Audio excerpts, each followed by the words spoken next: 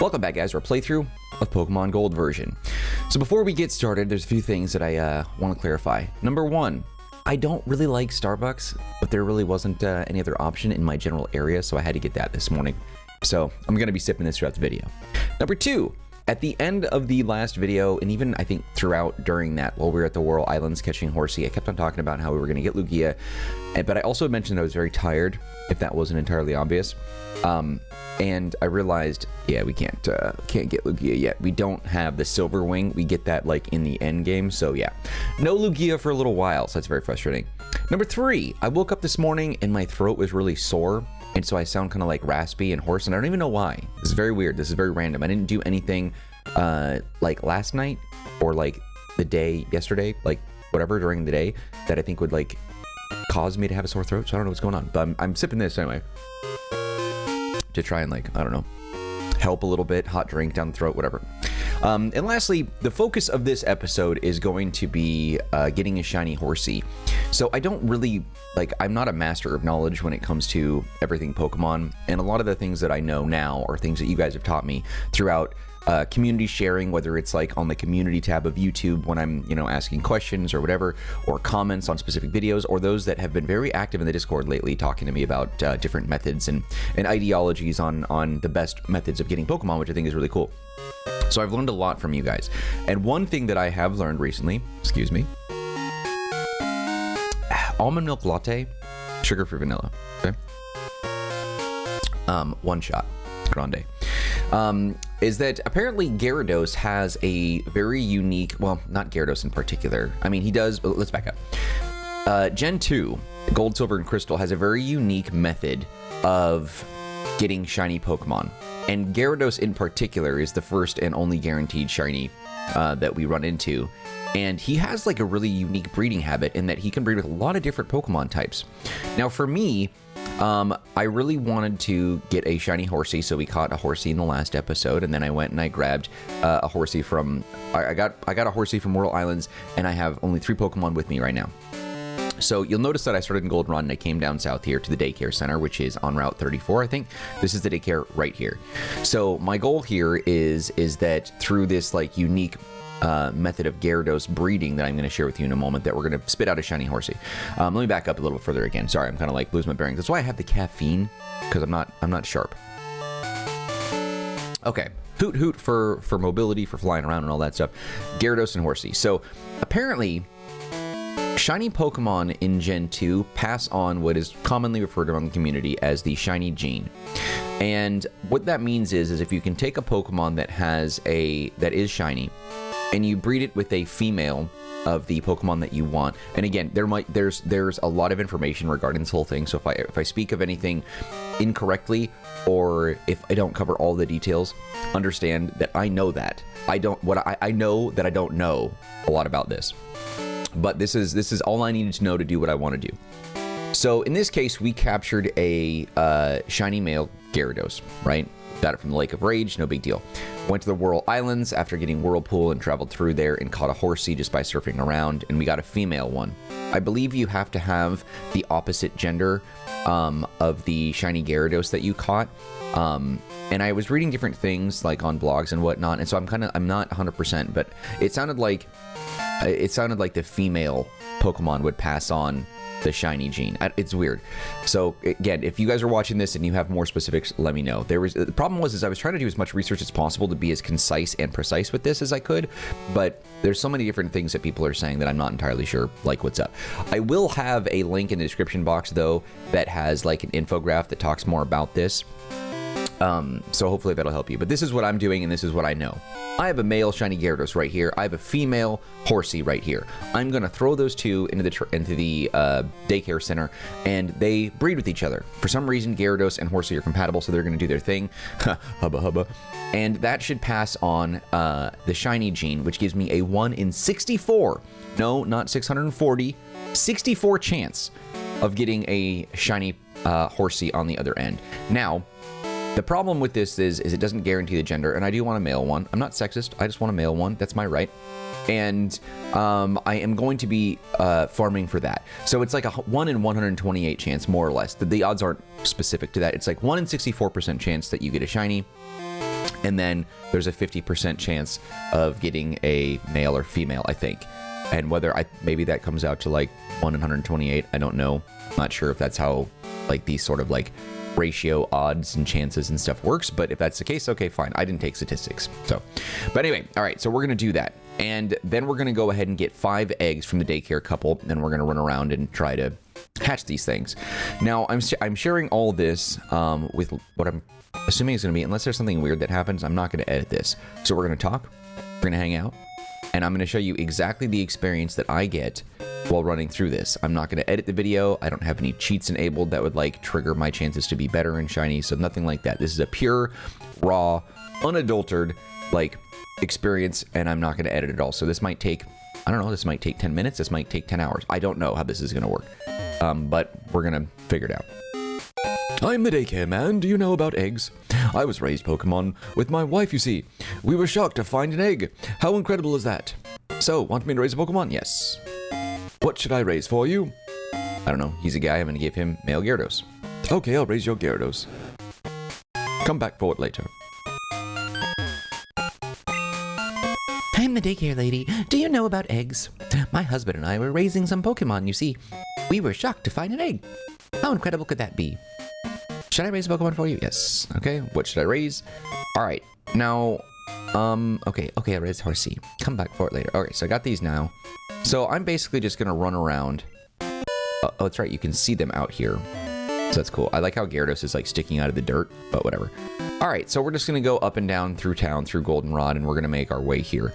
I am also, oops, made a little too much noise there. Also gonna be eating breakfast. Went to Starbucks, grabbed one of those little bento boxes that has like cheese and apples and grapes and all that. So I'm gonna be eating. I don't really condone eating in YouTube, but mainly because you can hear like that really loud like thing going on. It's kind of an ASMR thing. We're doing that together now. We're training, we're raising, we're snacking. I don't know. Last night I went out with some friends. Didn't share any drinks.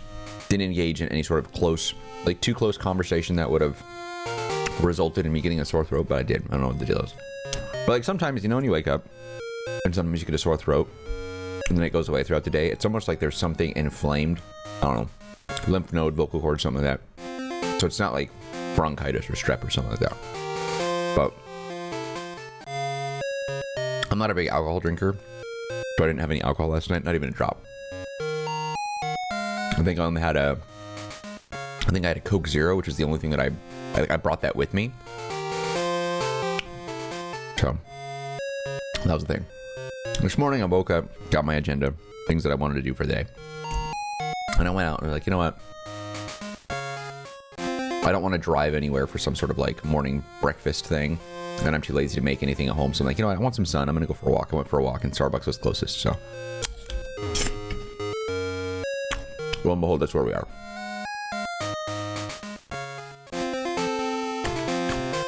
Okay, now I'm doing this. I don't know. I don't remember how many steps it is. So we're going to try something. I don't know if there's an egg there yet, but we're going to go ahead and do this. 1, 2, 3, 4, 5, 6.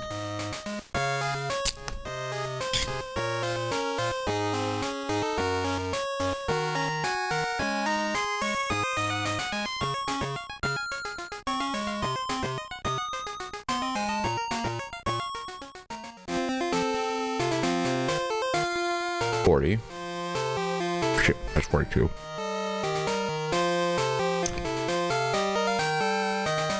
Okay. So if I counted right, that should be 52 spaces that we went through. Let's see if they have an egg for me.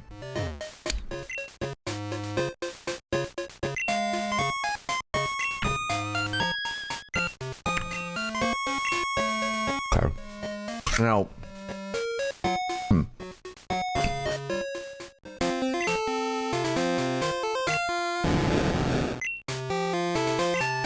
yeah, you do. Sexy little horsey.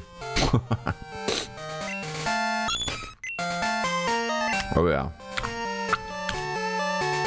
Oh yeah. Oh. Okay. Oh yeah, they're gonna definitely like like real hard, you can tell. All right, let's swap the bicycle. So I think it's like 500 spaces or 250 spaces or something like that, right? So then let's just round this down to 50. So that means that this is roughly 10 times of going up and down. What's going on here? The bike shop. Oh. Hi, Mark. Our bicycle sales have gone through the roof. We owe it all to your advertising by riding around on our bicycle. As a way of saying thanks, please keep that bicycle. Thanks again. Cool. It'd be nice if the daycare couple called you, though, and was like, hey, you have an egg. Because I don't remember them doing that. I think you have to actually go there and have to pick it up. But I wasn't sure if the egg shows up, like, outside in that little playpen area where Gyarados and Horsey are, or if you have to go in and talk to them. So, I don't know.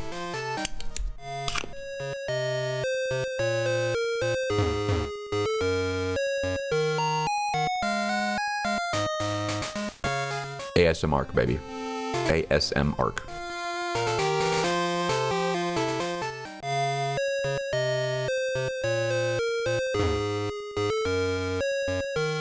Okay. I'm gonna Google real fast how long it takes for an egg to appear. How long daycare egg Pokemon?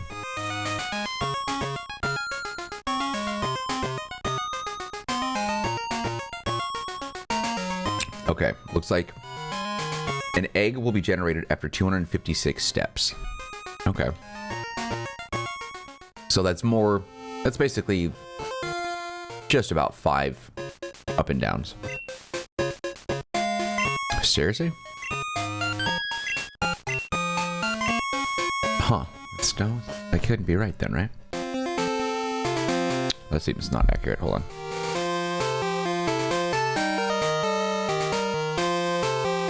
The species of the baby will be based off of the female that you bred. Oops, I don't want to go there. Unless you bred a male with a ditto, in that case, it'll be based off the male. Okay, so that's why we do female Horsey. Okay. Got it. So if we caught a female Gyarados, it'd be spitting out Magikarp. Okay. So basically you want a male Gyarados for this process. Okay.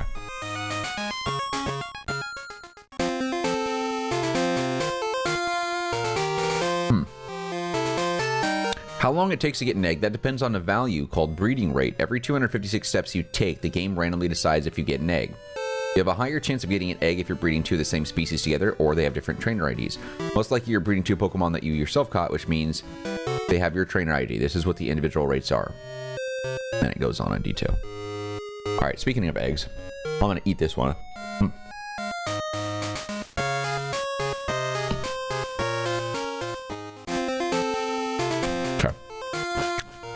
Let's try again, because I know we've gone up and down at least 10 times. Come on.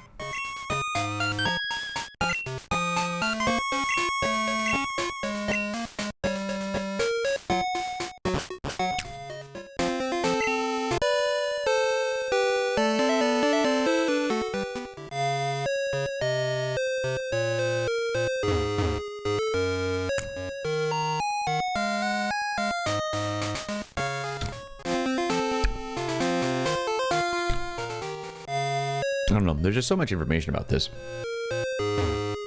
Not really a big egg breeder guy, but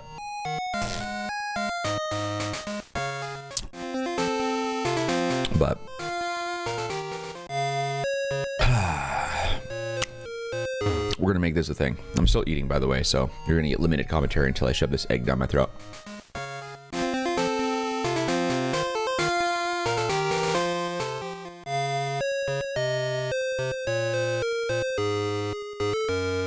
Okay, different species, same ID numbers. Chance of egg is 19.8%. Oh, that can't be right.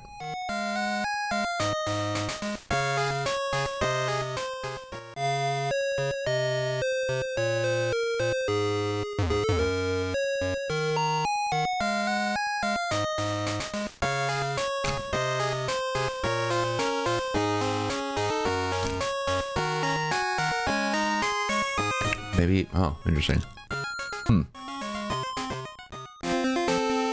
Alright, so I'm reading this on Bulbapedia. But we're gonna try this again. Oh wait, no, he's outside now, so he has the egg. That's the indicator. Ah, it's you. We were raising your Pokemon, and my goodness, were we surprised.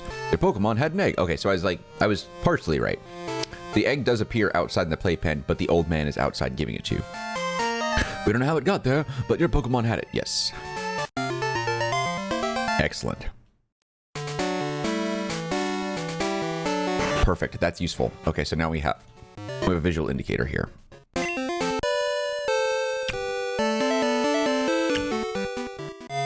Okay. I'm down for that.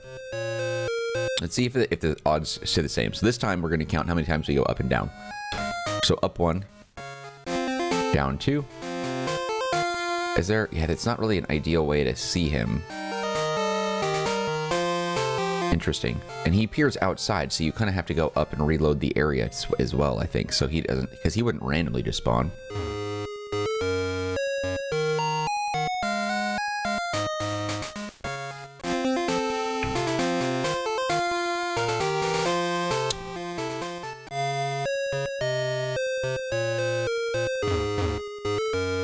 I totally lost count. I wasn't even paying attention now. Damn it. All right.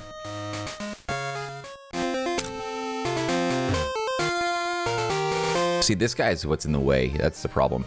If he wasn't in the way, we would have a perfect route up and down for this, and then we can see into the daycare center. Okay. Anyway. All right. Yeah, I never get Starbucks coffee mainly because, like, it gives me a freaking headache, dude. Like, really bad. Like, I get migraines, like, nasty ones, and they can be triggered by coffee.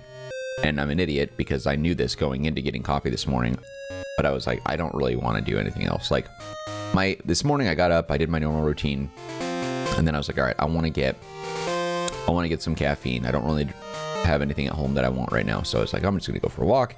Took in some sun a little bit. It's a nice day. And now I'm inside doing YouTube, which, if I could be outside in the sun and feel a comfortable temperature while also doing YouTube, I would do it. But, like, there's just too much noise, obviously. Because, like, I have a door right here, like a sliding glass door from this, like, space that I recorded. But, like, you've probably, if you've noticed, if you followed my channel long enough, you've probably caught, like, a lot of obnoxious drivers and stuff like that. And I've made conversation about how loud it gets. Because there's a lot of people in my area that love to show off their sports cars. And they just, like, rev up the engine at all hours of the day and night, which pisses me off. But anyway, I didn't really want to do Starbucks because it's just too much caffeine peppered in. Like, it's just way too much. So I was like, yeah, I'll get a grande, blah, blah, blah. And I was like, how many shots of espressos? And they were like, 2. I'm like, I don't need that. That's too much. Just give me 1. I like the taste of coffee. I love the smell of coffee.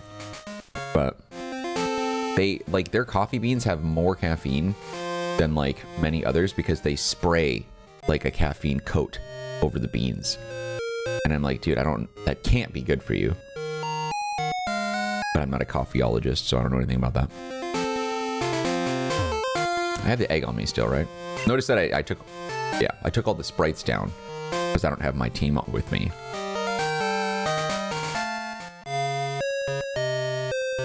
I wonder, should I put the eggs up on display? Should I do an egg thing? No, it's too much work. I don't really feel like doing that.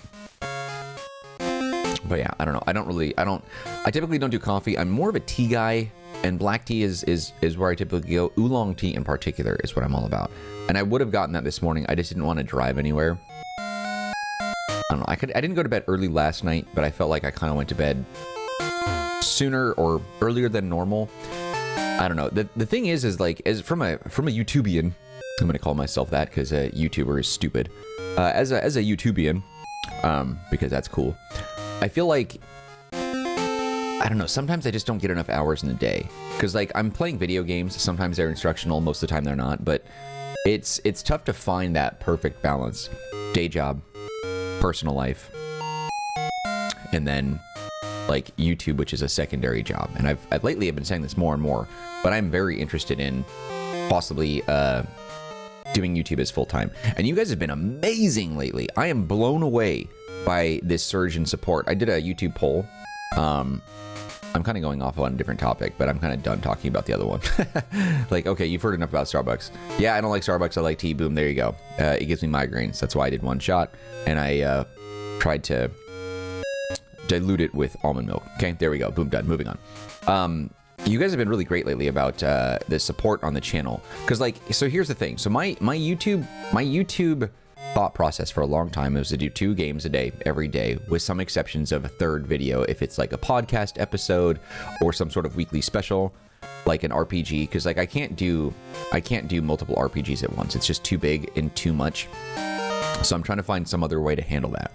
So right now, what my schedule is a daily upload at 10 a.m., a daily upload at 10 p.m., and a Wednesday upload, and a daily upload of shorts. So on Wednesdays you get 4 videos essentially. And I've been taking a break on the Wednesday ones just because I'm like, all right, I'll dial it back. But here's how it's been going down. 10 a.m. is typically a classic normal game playthrough. Okay. 10 p.m. is usually a scary game playthrough. Because I figure, and I call that Mark After Dark. It's a segment on the channel. There's an entire like section on the front page of my channel, a playlist that is comprised of all the playlists of games in order that I've played since I started doing Mark After Dark 3 years ago.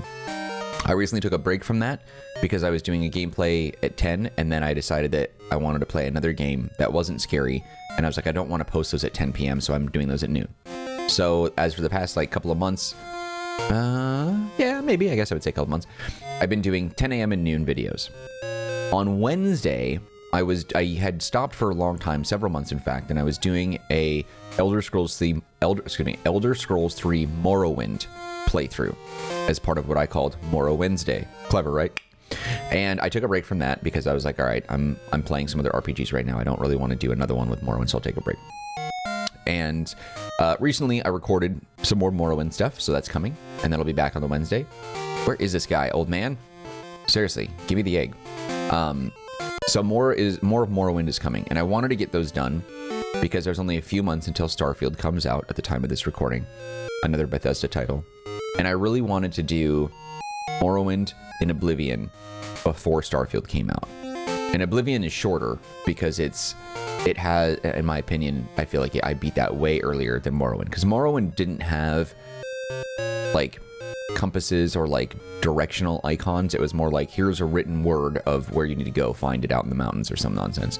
Oblivion doesn't do that. It like has so many changes to it that help you get from point A to point B, whereas you just kind of have to look and hopefully you interpret the directions and instructions in Morrowind to find what you're looking for, which makes it more fun, occasionally frustrating, but yes, another egg, but a unique experience as far as RPGs are concerned.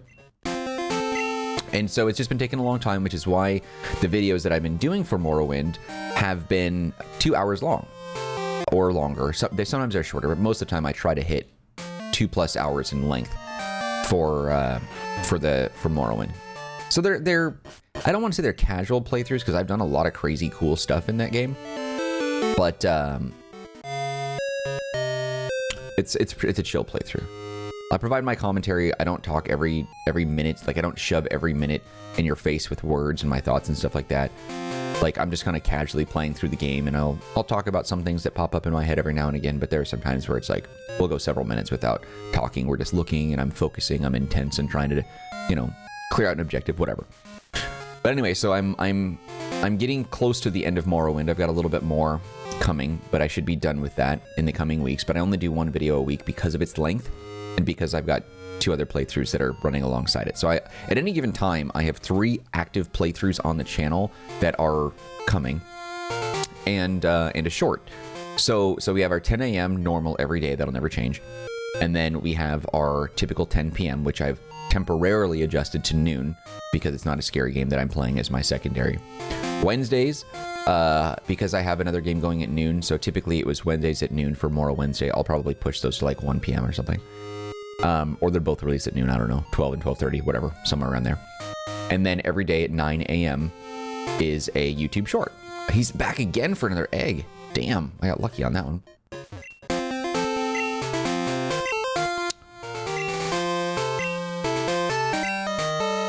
But it's helped me doing so many games build a community of different styles, because one thing that I know about YouTubians is that I've mentioned this before, and I'm going to tell the story again without specifics. I'm going to be vague intentionally to, respect the privacy of the individual that I'm talking about.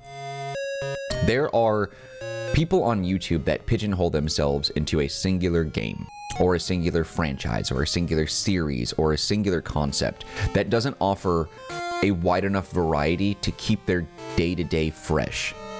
Whether you're doing an anime series, whether you're doing a Mario series, whether you're doing a Zelda series, like, it takes its toll, man. It takes its freaking toll. And you think it doesn't, but I'll tell you right now, it absolutely does. And I knew, despite the fact that Pokemon has a wide variety of different things you can do, from core games in the series, you know, Red, Blue, Yellow, Gold, Crystal, Silver, all the way up to what we have now, which is Violet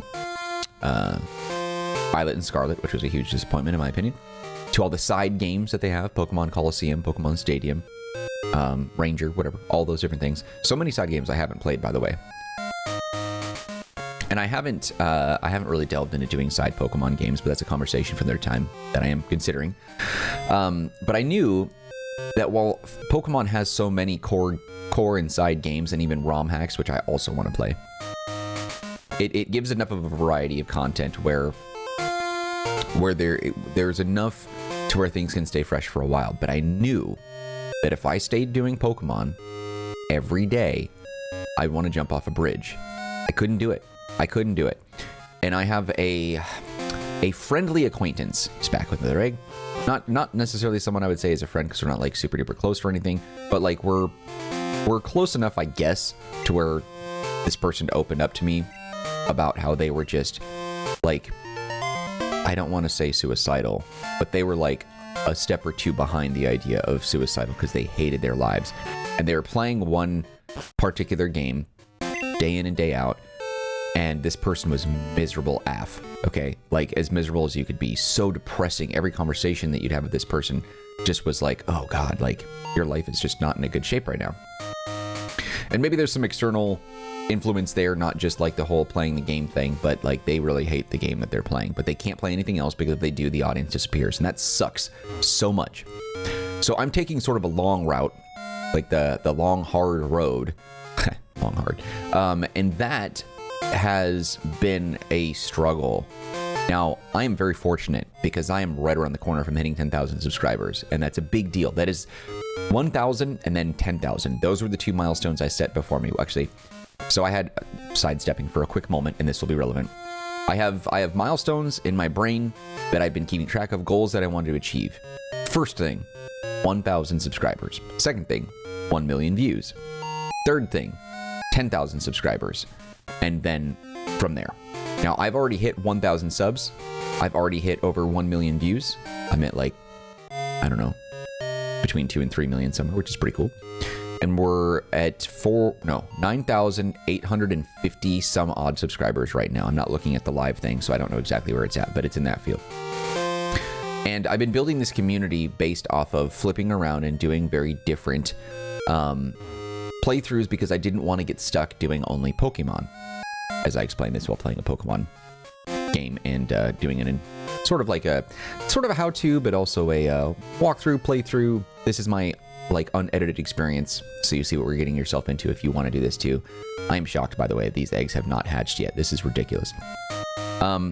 So anyway, so all that stuff finally. Okay, hold on, we'll continue in a second.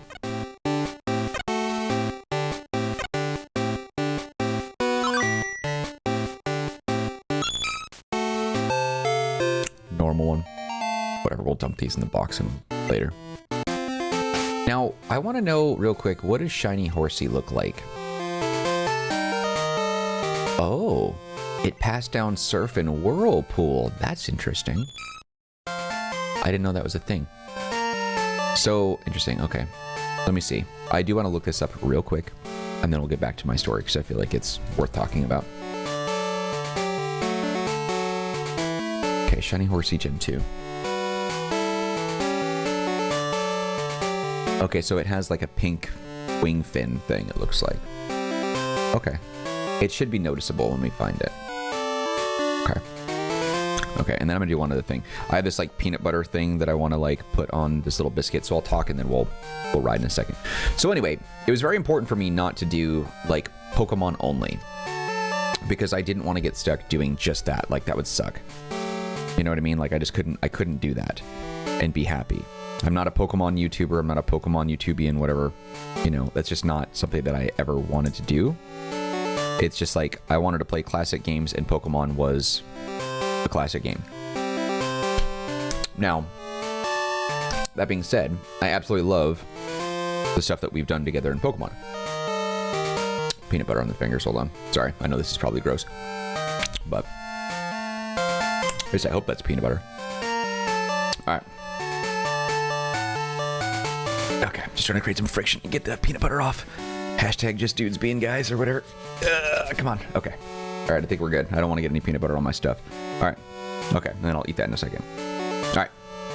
So I wanted to do multiple gameplays at the same time on my channel, so that way people could see that it was a variety channel. Now, I've tried to customize the front page of the channel a lot to reflect different games that I play. Granted, Pokemon are like the most popular. It's hard to dispute that. There are some videos on the channel, some playthroughs on the channel that have a lot of views. Some videos in a one-to-one comparison between Pokemon and non-Pokemon might lead you to believe that there is a favor in terms of non-Pokemon. But based off of the activity the channel has gotten, the, I don't want to say explosive, but the significant bump and increase and community engagement in the forms of comments, likes, and everything else, subscribers, and engagement on the community tabs, people joining the Discord server, all these things can be attributed to recent Pokemon playthroughs. Now, it's crazy because I have over 100 completed games in my playthrough list.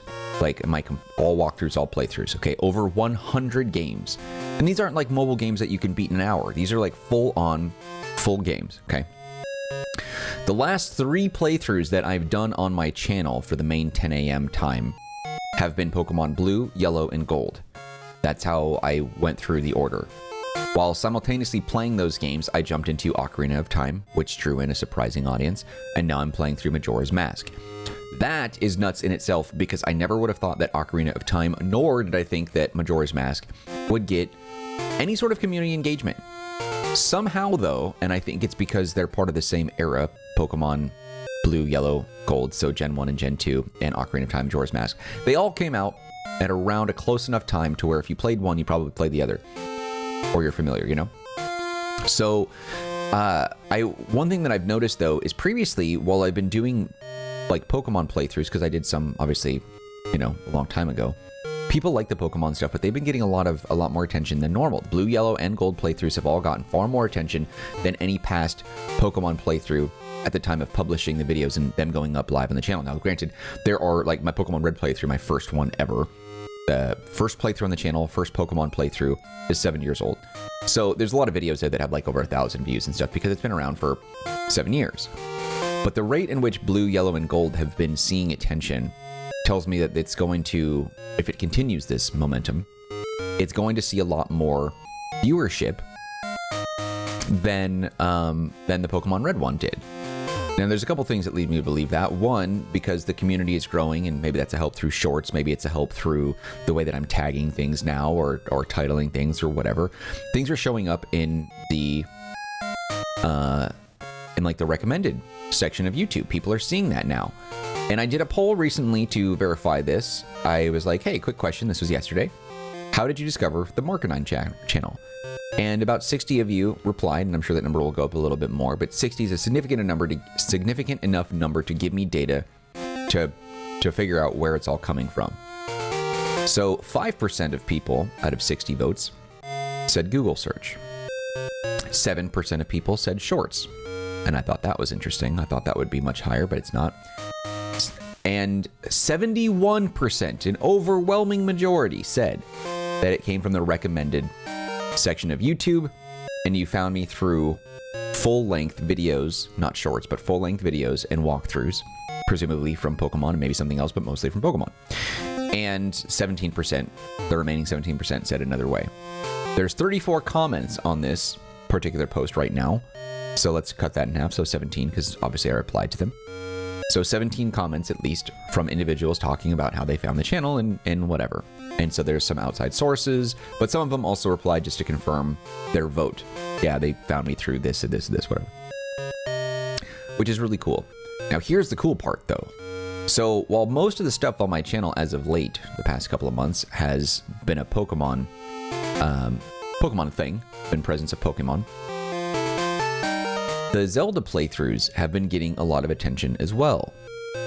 And again, I don't know if it's because people who played Pokemon probably played Ocarina of Time and Majora's Mask. I don't know if my channel has just been seeing enough attention lately that YouTube has decided to throw me a bone and finally put me in the recommended section. I don't know. The algorithm of YouTube is very weird. I've always thought to myself that if you publish videos every day, every single day, for 10 years, you'll get to 1 million subscribers. I believe that as sort of just like an anecdotal, observational thing that I've seen. It's conjecture and nothing based on fact. But that's just how I've felt. Almost everyone I know that started YouTube and then hit 1 million subscribers, they all say it took them approximately 10 years. Some were lucky to get big breaks and whatever. That made them hit that sooner. I don't know. But I was thinking, like, we're 3 years into it now, and I'm seeing viewership on playthroughs and videos and stuff that are not Pokemon related, because there are people now that are being drawn in from the Pokemon playthroughs that are exploring the channel a bit and are finding other things that they really like. But for me, I've wanted my YouTube channel to be something that I wanted you guys to join the community and be like, okay, this is a cool game. Let's watch this. Oh, this guy is someone that I could watch. Like, I wouldn't say I'm a cool guy. I wouldn't say anything like that. I wouldn't even say I'm a good guy. I'm just a guy on the internet that you don't know personally that is willing to engage with you and talk about the nostalgia of these games that we play. And then, obviously, there's some new games as well that we talk about too, because, you know, I don't play just classic games, but mostly. So, I was just really excited to see that somehow, in some way, some shape, some form, non-Pokemon content on the channel is getting some significant viewership. Now, at around 10,000, nearly 10,000 subscribers, I would expect that most videos on the channel would get between 100 and 500 views each. And obviously those numbers are solely based on, like, I feel like a lot of people will subscribe but won't stick around very much to watch, or they'll skip through, or they just want to subscribe or follow for the support, and they're not heavily engaged on the channel. Unless there's something like super unique or crazy on the channel. Because I feel like most of the time, the amount of views that you get on YouTube when compared to your subscriber count is between probably, I would say, 5 and 10% of your overall subscriber count should be about what your views are, more or less. I feel like for a steady growth thing. And I feel like you could look at that and see that number very closely almost everywhere. I feel like 10% of your overall follow rate will give you roughly 5% return, or 5 to 10%, maybe 7% if you're lucky. 5, 7, 10%. Viewership engagement. Okay. So, I don't know. For every 10,000 subscribers, I would assume that you're probably going to see somewhere between 100 and 500 views. If you're lucky and somehow the community is very dedicated, you would see like 1,000 views per, but I feel like that's rare. You probably won't see 1,000 views per video on 10,000 subscribers. You probably won't. I have always had a goal in mind where I would play, another egg, that I would get 1,000 views per video. That's all I've ever wanted. So I don't, like, any more than that is a bonus, but that's one of my other goals, is I want consistently daily uploads hitting 10,000 subscribers, 1,000 views. And I don't think we're going to get that with 10,000 subs. But it all goes to show, like, whether or not you're dedicated to one specific franchise or not. And I've tried so hard. I think that's why it's a slow burn for me, is I wanted to be a variety channel, playing nostalgic classic games that some of you can relate to. Maybe there's some younger audience members that never played these games. Maybe their first Pokemon game was like, I don't know, X and Y or something. You never know.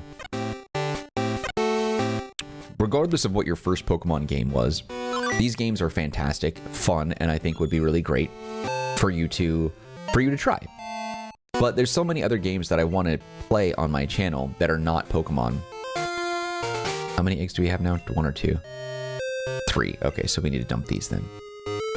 You can't release from your current inventory, can you? No, you can't. Okay. So I gotta shove these dudes in the box for now, just to open up a little more space. So as the channel grows, I feel like I'm fortunate enough to be close enough to 10,000 subscribers, which is an amount that I don't think a lot of people that try for YouTube careers or YouTube passions or whatever, they don't. Okay, cool. I can release that. They don't see those numbers. In fact, doing some research recently on some other YouTubers, I had found that Jacksepticeye, another very popular YouTuber, frequent collaborator and close friend of PewDiePie, he was talking about how at about 3 years, which is where I'm at now, he was only at about 2,000 subscribers. And then his life changed when PewDiePie gave him a shout out and his channel started to grow, and then, you know, whatever. So he talks more about that in depth. There's a unique story that he has with that while doing a conversation, doing an interview with H3H3. But I found that bit to be interesting. 2,000 subscribers at 3 years. And obviously, like, I'm at 3 years, I'm at 10,000 subscribers now, so things are different than he and I, but that doesn't mean that things are going to be, but I'm going to blow up. Doesn't mean I'm going to get 1 million subs. Doesn't mean that, you know, I'm going to become the next big YouTube star. None of that means anything. But for me, it was important that I play games that I like and that you join me with those games that I play and that I like. Yes, so they're right. Based on who I am. Like, I want you to join the Marcanine channel and be part of the Marcanine channel because of who I am, you know? You want to show your support because, I don't know, you think that I'm worth supporting, not because of the game that I'm playing. I'm not a pro gamer. I'm not particularly good at games. I'm not going to 1v1 you in any game, and even if I did, you'd probably beat me, okay? But this channel is really all about just kind of reliving the past, reliving the nostalgia, experiencing new things together, which is new games. It's like, it's all about the gaming experience. Here is how gaming was X amount of years ago, 20 years ago, 15 years ago, 10 years ago, compared to some more recent, newer games that have come out that I absolutely had to play. And this is how they are now. And we play them, we discover things together, we chat together, you guys enjoy the commentary that I provide, and I enjoy the feedback that you guys give me, and the advice that you give me when you guys have figured something out that I'm struggling with. Like, there's so many different things that make us connected, and I feel like that's what YouTube could be all about. Now, granted, like, the truth of it all, YouTube is all about making money through advertisements. We all know that, okay? That's what this is about. Everyone in their grandmas wants to be a YouTube content creator or just a content creator, many of which want to have a YouTube career. But it's hard to find a very specific path if you're not passionate about it. I'm passionate about gaming. I'm passionate about Pokemon. This is not a Pokemon channel. Hopefully you're following along here. All right, what one? Shiny one? Damn. That's all right.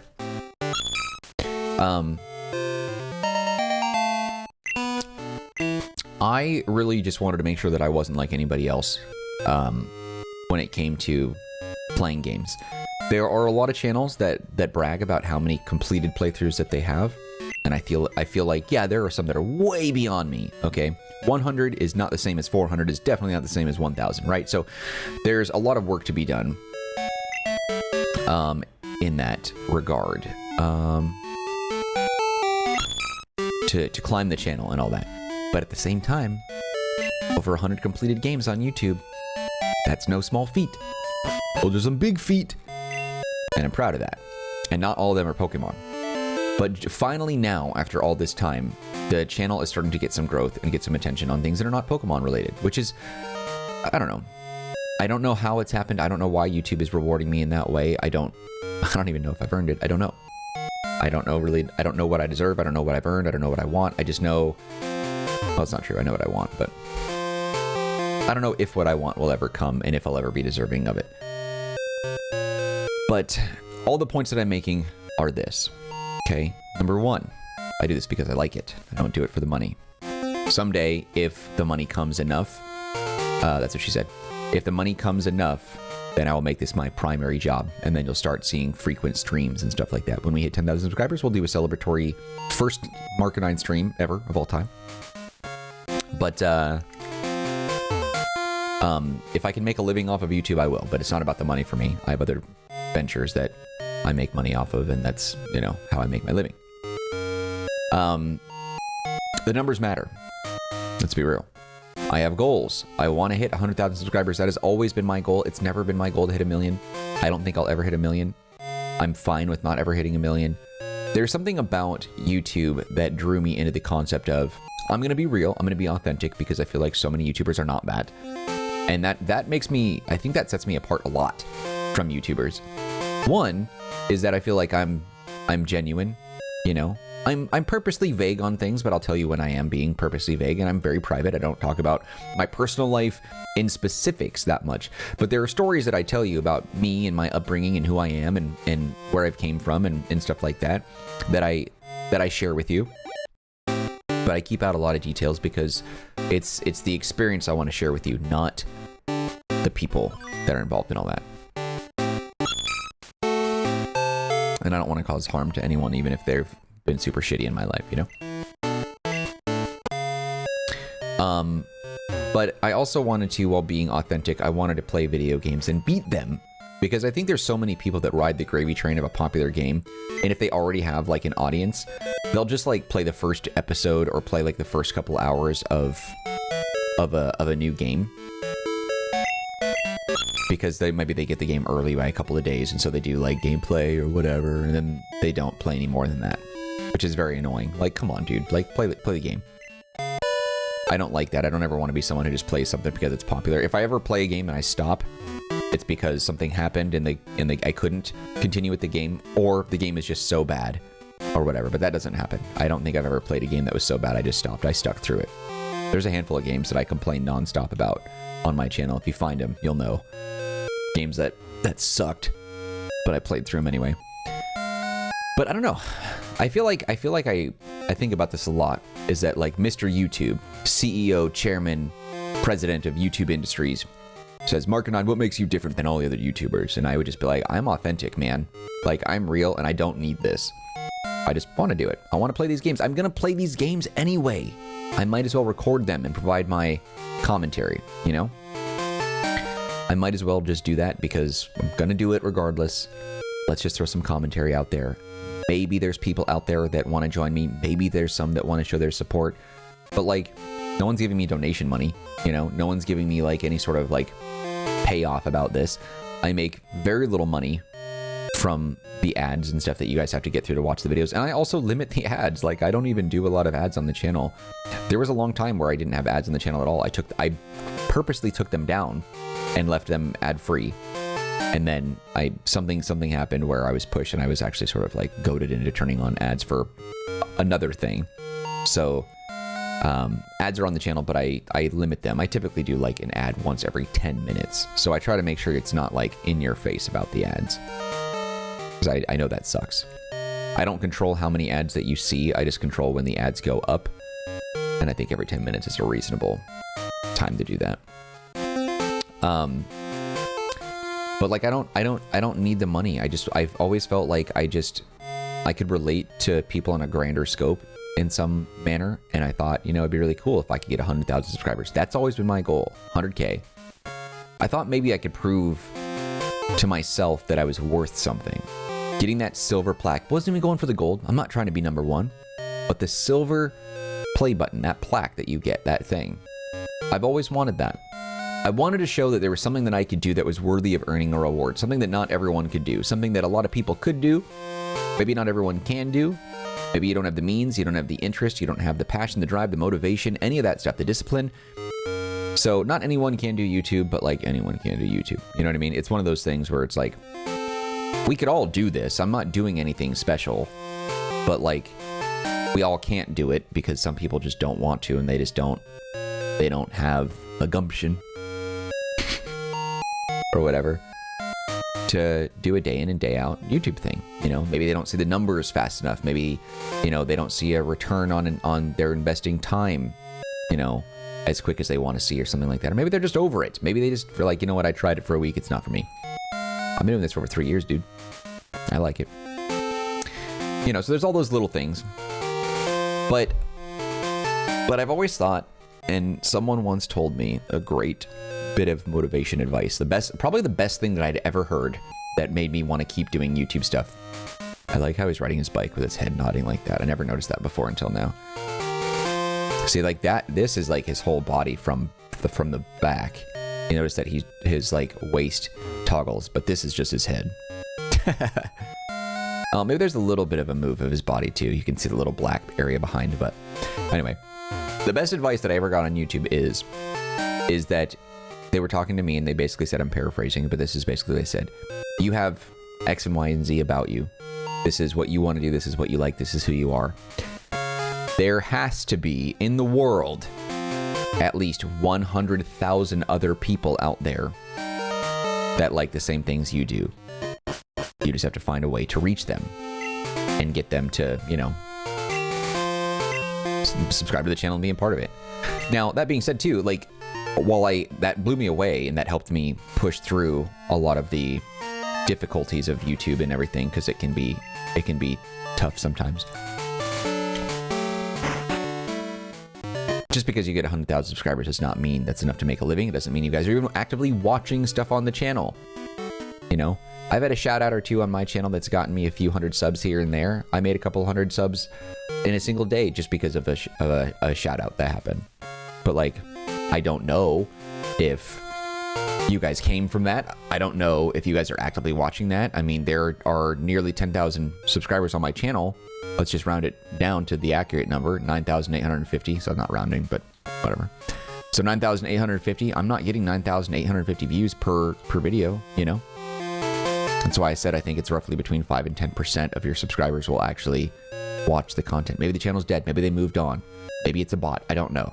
I have no idea. But these are all little things that I think about. And I'm lucky enough, going back to my original point, I'm lucky enough to where I don't have to do Pokemon only, because that would suck. I don't do Pokemon content only on the channel.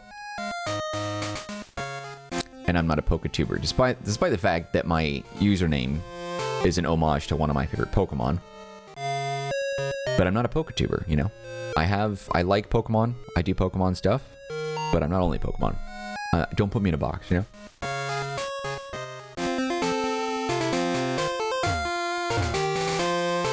I'm gonna eat this real quick and then we'll get back to it.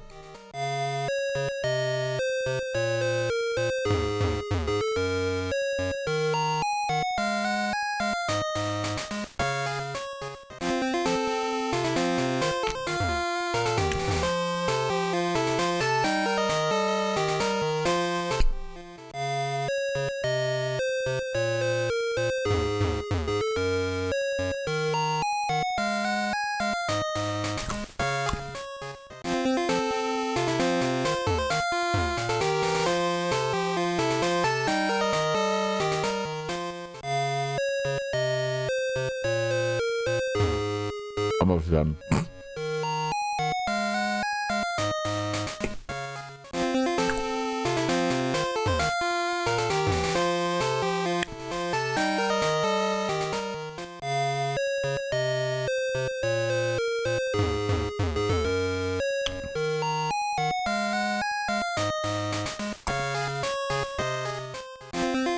Somehow, though, that's pretty good. Somehow, though, I wonder if there's no way to get this data. I wonder if there are, if the audience for like non-Pokemon stuff that's starting to get attention, if people who like the Pokemon stuff are just gravitating towards that, if somehow YouTube is starting to take me seriously because of how long I've been doing this and how many subscribers I almost have. Maybe it's like, okay, you've sort of proved that you're dedicated. Don't stop now. Because I feel like that YouTube picks up, like, has an algorithm that picks up these sorts of things where it's like, all right, if you're a YouTuber or you're making YouTube content for just a week, chances are you're not going to get picked up. A month, probably not. Maybe you get lucky and you have like a title of a video that matches a really popular search and you somehow get pushed to the top. That's all possible. But most of the time, no. I'm of the belief, again, conjecture, that YouTube rewards you based off of community engagement, but will push you to help grow that community engagement if you are making a reasonable amount of content, staying consistent, pushing your videos, day to day, in and out. Because the more videos that you make and the more ads that you have on them, the more YouTube can make off of you. They're probably not going to go out of their way to promote a channel that has like 4 subs in one video or something. You know what I mean? That's probably not something that's not their prerogative. It is in their greatest benefit to push content that has a strong viewership. That's what I believe from a business standpoint. So it's hard to break out of that. You have to hit a certain threshold to prove to YouTube, like, hey, like, I'm dedicated. You can make money off me. Just help me grow my channel and let me make a living off of what I do, and you can make a living off me as well. It's like a symbiotic partnership or something. That's what I think. And I think that I'm finally getting to a point where YouTube is looking at like, okay, here's this Marcanine guy, almost at 10,000 subs. It's getting a decent amount of views, decent amount of, you know, engagement, likes, comments, whatever. That sort of thing. And I'm getting attention from that. That's what I think.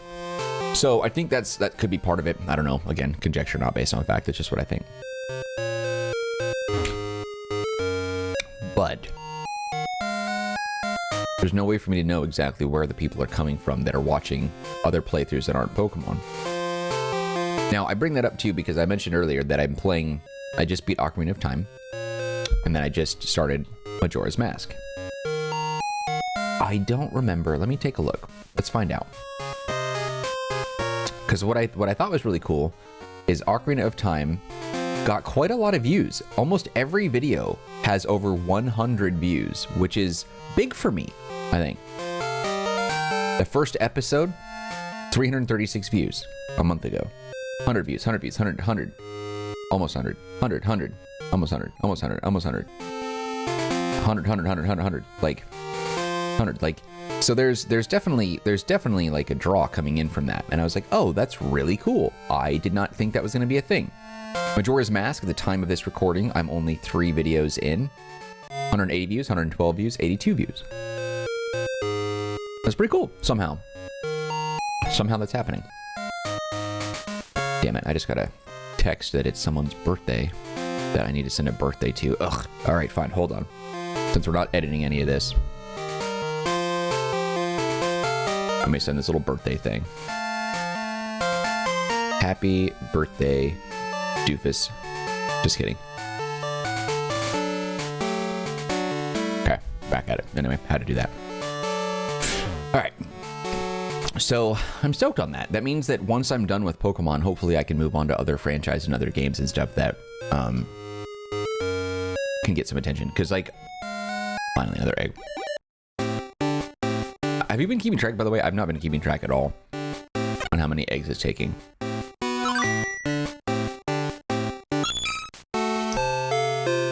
But when you get a shiny one, despite the color difference, is there going to be like some sort of animation or noise to indicate that, like, once it hatches, like a little sparkly type thing?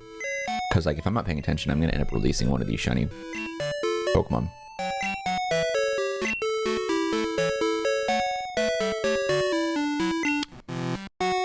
Oh, it's full? Oops. I meant to release it anyway, but...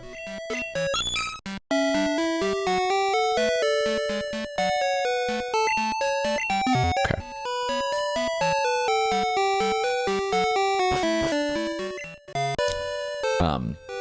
I don't plan on stopping Pokemon for a while, but I don't even think I'm ever going to stop Pokemon. So let me just make sure that you understand what I'm talking about. When I'm doing Pokemon stuff, I'm going to take a break from it for a bit. I have a Pokemon playthrough or 2 that I want to get done back to back from this one. And then after that, I'm going to go to a different franchise. I don't know what I'm going to play yet after that. Right now, I don't know, I'm kind of torn between Metal Gear Solid, Kingdom Hearts, Star Wars The Force Unleashed 1 and 2, and then playing Fallen Survivor, or Fallen Order and Fallen Survivor. And then Spyro the Dragon. Because, like, Metal Gear Solid has a trilogy that I want to play, and then we'll figure out how to play 4 later. I have to do a PlayStation 3 thing, but we'll do Metal Gear Solid 1, 2, and 3. Kingdom Hearts has more than 1, 2, and 3, but I have a collection that hopefully will make it easier because they're all together. Because, like, there's in-between games. 1.5, 2.8, whatever, all that nonsense. Just like I'm gonna do more than just 1, 2, 3 because there's some in between games. I have to look into it. I don't remember how many games there are to play, but Kingdom Hearts. Spyro the Dragon has a trilogy, but I might actually play 6 games in that. Actually, more than a trilogy because it has there's 2 different sets. I think there's like the PlayStation 1 trilogy and then the PlayStation 2 trilogy. I never played the PlayStation 2 trilogy, but the PlayStation 1 first game was one of my favorite games ever. And I did have a playthrough of that on YouTube at one point, but I took it down because it was a Twitch stream that I did beating the game. And then I just like recorded and saved all the episodes and then put it on YouTube, but that kind of sucked. So I'm going to do something different with that when I get back to it. But then there's also like, there's the, let's go ahead and save it too, just because we're making some progress. There's the original trilogy, and then there's the remakes too. And the remakes also too are I feel like there's probably some differences, and so I want to play both. So I'll do, if I do Spyro, I'm gonna do like Spyro the Dragon original PlayStation, Spyro the Dragon remake, and then Spyro 2 Ripto's Rage and the remake and so on. So I want to do the originals because I want to feel that nostalgia from the original first. Like with Ocarina of Time and Majora's Mask, I actually applied a 4K texture pack to it because I wanted to improve the visuals. Because I didn't think it was going to take away from the experience. Because the nostalgia was all still there. I didn't need the graphics to be very polygonal to bring me back. And because there's also not like a remake or a remaster that like, you know, I felt like it's fine. If a game has a remake or a remaster and I want to do both, I want to play the original in its raw form, and then we'll play the remake after the fact. So there's a lot of Spyro stuff that I could do too. With Star Wars, though, there's not really a trilogy that I'm after just yet. I think Fallen Order Survivor, I think there's probably going to be a third one in that. But I figure what we'll do, like, because there's a handful of games here. I want to do The Force Unleashed 1 and 2, and they never had a 3. I want to do Shadows of the Empire, which was a Nintendo 64 game, now available on PC as well. I have no idea if the PC one is any good. It might suck. We'll see. It was on Steam, which I was like, whoa. And then Fallen Order, I wanted to play, because that obviously has rave reviews. And then Fallen Survivor. Wait, sorry. Fallen Survivor is the first one, right? Right? I don't know, whatever. One of them is like amazing, and the second one is also amazing, but also has issues with like PC problems. Like, so I'm sure by the time we get to that, all the updates and stuff will have been applied, and the game will be in good shape, so we can play that, and that'll be fun. So there's 5 Star Wars games right there. I don't know. Metal Gear Solid. Metal Gear as a franchise is a lot more. Like, I want to do Metal Gear Solid 1, 2, 3, 4, 5. I'm going to do all of those, and then I want to do Revengeance. But the problem is 4 doesn't have any sort of remake or availability on any existing PlayStation platform. You have to like play the old PS3 version. 1, 2, and 3 are getting remakes on all the console platforms and PC. I'm stoked about that, but I'm probably going to play the original PlayStation and PlayStation 2 versions for 1, 2, and 3. 4 is a problem. We'll figure that out eventually, though. 5 is available for play everywhere, so that's okay once we get to it. And then they have another remake coming out as well, which is supposed to be like a remake of 3, which is like, okay, that's weird. Why would you remake 3? I get it's like one of the best games in the series and one of the most successful games of all time, whatever, but like it just seems odd to like do that. I don't know. Maybe because they're doing remasters, not remakes, but I guess remasters, I should say, of 1, 2, and 3, and then remake it. I don't know. The whole thing's confusing. You would think they would do like a port of 4 or do a remaster of 4 because it's not available anywhere. But it didn't come out on PC. It's not available on Play. I don't know, the whole thing's weird. Anyway. How many eggs do we have?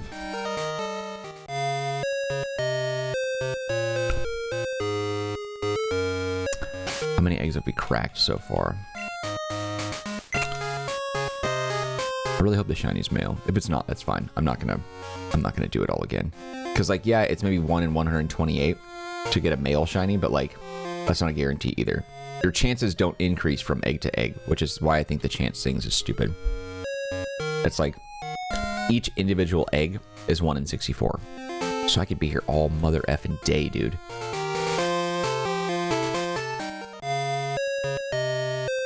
Which I hope is not the case. Some people say they got like 15 eggs, 60 eggs, and then they got their shiny bet.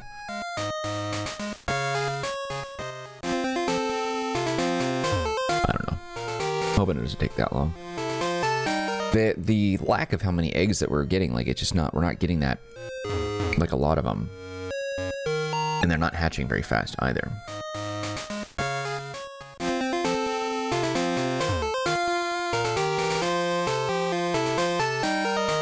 I wasn't going to edit this, but I'm just wondering, like, depending on how long it gets, we're already over an hour. I don't know. I'm not sure how long I'm going to do this. Because I have other things to do. I might edit it down. Because I don't know. I'm sitting here for like over an hour talking about non-Pokemon related things. We'll see. I said I wasn't going to edit it, but you can see how much of a pain this is, so.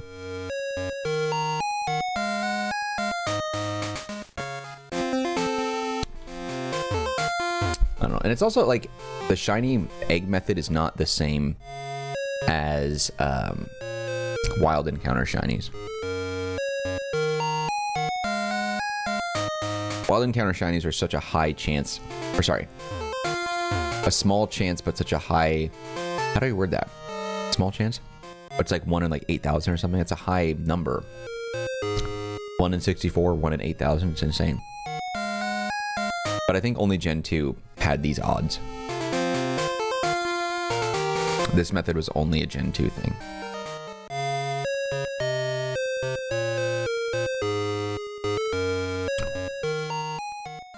Come on, Broseph. Got hiccups now.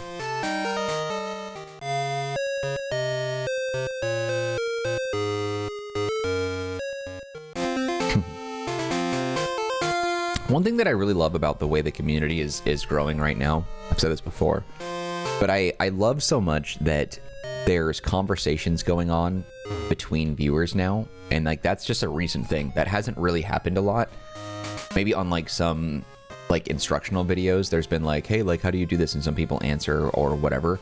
There's some conversation there, but it's not consistent. It's just like only on those videos.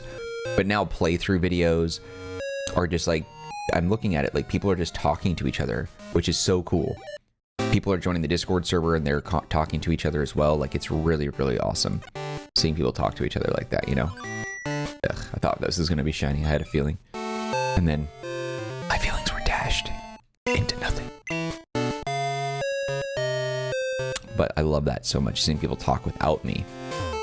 Like somehow being someone who like brought people together, it feels good. I feel like I'm accomplishing something in my life doing this.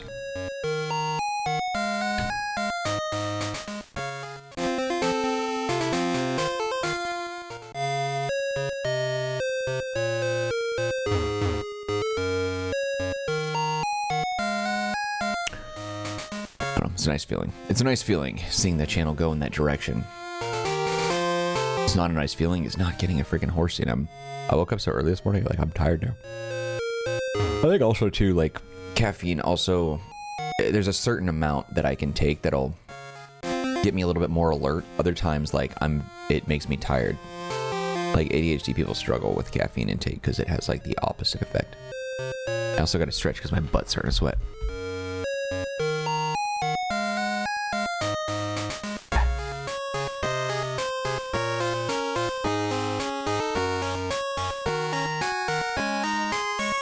Gaming chairs are garbage, by the way. Anybody who like says any different is a shill. Gaming chairs, the leather gaming chairs in particular, are awful, dude.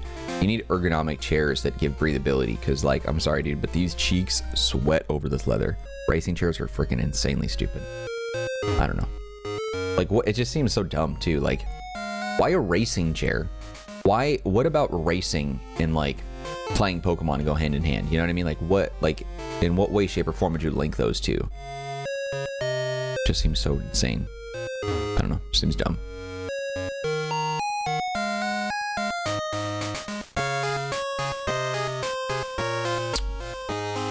I just don't get it. I don't get the relation.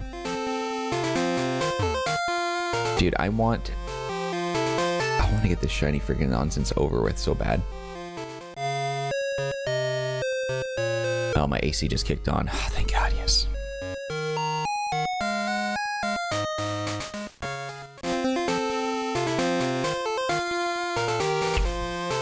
Really hope I'm doing this right. I'll give this 2 hours. If I don't get the shiny I'm looking for in 2 hours, then I'm moving on. 2 hours, baby. How many eggs do we have? Just the 2 or 1? How do we only have 1? Crazy that the HMs passed down. Born with the HMs. That's crazy. I didn't know it did that. I'm not getting very lucky with the eggs. They aren't dropping. Also, too, Goldenrod is going to be beneficial because we need to come here for the radio tower stuff, too. So once we're done with all this egg nonsense, we can pop over and spank Team Rocket.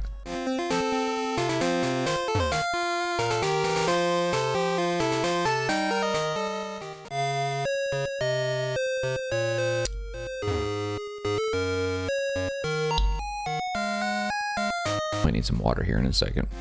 I won't edit it though, I'll just like go and grab some and then come back. How do people have the patience for this?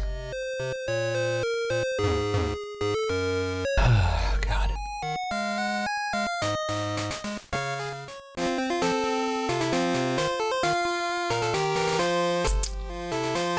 How many eggs have we had? I wish I wrote them down. I can always go back and rewatch the video and count, but like, I'm probably not going to do that. Probably too lazy. I figure it gotta be what, like 10 or something like that? Maybe close to 10, 8, 9, 10, somewhere in there.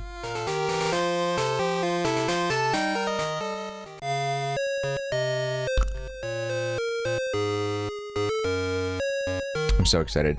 This is an unrelated thing, but I just ordered 2 pairs of Nike Air Jordan 1s that I am like obsessing over. They're supposed to arrive today, but I think they're going to arrive tomorrow, which is fine. Whatever, that's okay. But I am freaking going nuts over it. Like it's funny, I haven't really talked much about this because it's not really something that I think anyone's really interested in, but I'm not really a shoe guy. I'm not a hype beast. I don't wear a lot of visibly name brand stuff. I don't like logos on my shirt. I'm obsessive about it. I only buy t-shirts that have no logos, no visible logos. And I'm tall and I have a really long torso, so I always buy like the longer ones. So like I have like a slim fit long type of shirt that I go for.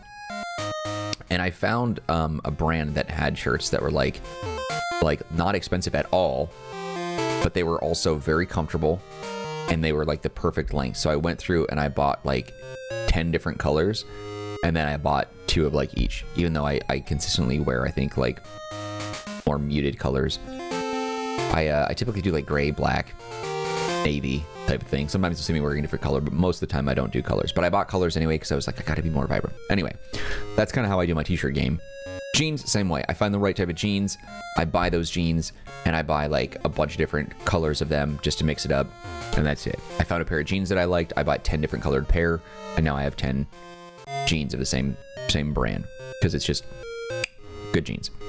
When it comes to shoes, I'm very, very particular about that too. I've mentioned before, not much, but I have mentioned before that I like Vans, you know, typical Vans off the wall. No high tops, no special stuff, no Velcros, no logos. I don't like ones that have like the pizza pattern splattered all over it and all that trash. Like, give me black, give me surf blue, give me navy blue, maybe a maroon. That's it. That's like a deep dark maroon, like a plum maroon almost. Like, those are the colors that I go for. I don't like things in your face. I don't like to be loud. I don't feel like I need to express myself with my clothes. Like, I just don't. I sound like a boomer right now, don't I? That's just how I am. I understand why there are some people that are like that, but I don't feel like I need my entire identity to be centered on like the apparel that I put on my back. It just seems stupid. Let me rephrase that. I don't mean it's stupid in the sense that if you do it, you're stupid. I mean, I can't grasp that concept. I don't understand why people do it. I don't know why people want to be the center of attention so bad that they have to wear clothes that stand out that way. I just don't get it. I don't understand it. So it's not stupid. It's just, you know what I mean? Whatever. This is not my thing. But then I was like, okay, you know what? I don't know why people do these things, but let's get off the high horse a little bit and see what it's all about. So I saw a pair of Air Jordan 1 mids And I was like, okay, those look kind of cool. They're different. They've got a bright color on it, whatever. And so I saw it on the Nike store, and I was like, all right, let's just grab it. So I bought it. They show up. I put them on. I'm like, okay, like whatever. I'll walk around the house a little bit with them. I don't wear shoes inside, but I did with these because they were new and out of the box and didn't have outside all over the bottom of it. Come on, be shiny. Come on, just end my suffering. And then I started walking around with them, and then they started to break in a little bit, and it only took a little, like maybe a day before the leather started to kind of like bend and form to my foot. And I was like, dude, these are comfortable and they look cool. Like, what is going on here? Like, it felt really good. All my jeans just seemed to like perfectly go with these shoes. And I was just like, what is going on? And so I was like, I got to look into this. And then I had found out that apparently mids are like really frowned upon against like people in the shoe community. I don't know why, but like people crap on mids. I don't get it. I don't understand the reasoning for it. It's just people do not like mids, dude. I don't know why at all, but they don't like it. So I was like, all right, if the mids are comfortable, let's see how the highs are. So I went around and I started looking around at highs and stuff, and I found a handful of highs that I liked, and so I bought those, and now I have 4 pairs of highs, 1 mid, and 2 more highs coming in that I ordered that are like pretty expensive, but they're designs I think that are no longer in production, and I really, really, really wanted them. But I'm also like, I'm not the type of person that with these shoes like that I want to display them. Like, I don't have them on a rack. They're not like in some case or something. Like, I don't get that. Like, dude, you walk to like public restrooms in the urinal and there's like pee splattered all over the floor. You're gonna put these in like a box and put them on your shelf and all that. But like sometimes people get like obsessed and like go nuts with cleaning them and go nuts with like the upkeep on it, treating it like it's some sort of like Ferrari in their garage, and it's like, dude, this is footwear. Your feet sweat, and they're like, come on. Like, is it really that big of a deal? That part I don't understand. I get it. They look good. They're comfortable. They're stylish. But like, that's a little bit extra. But I got like, once I put on a pair, I was like, I'm obsessed. And then I bought a pair of highs, and I was like, these are cool. Tucked my first pair, my mids, I tucked those in the closet, and I'm like, I'm probably not gonna wear those anymore. And then I bought a bunch of highs, and just been nuts with them. Now the reason why I even bring this up is because there's one pair of highs that I came across that are Marcanine colors, and I was like, what? That is so cool. Orange, black, and off-white. It's like, that is like the most perfect Marcanine thing ever.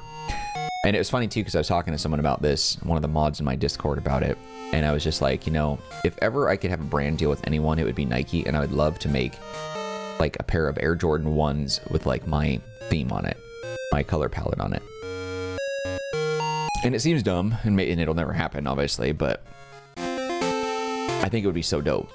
And like, there are some really weird collaborations between Nike and their Air Jordan line and like people that have no business like with it. I don't know, like musicians and like other artists and stuff, movie collaborations and whatnot, which I think are all cool. The Spider-Man ones are all sweet, but I just think it's so weird how some of these guys get the partnership with Air Jordan, like, or with Nike's Air Jordan line. So weird. I feel like I have a sneeze coming on. Thank you.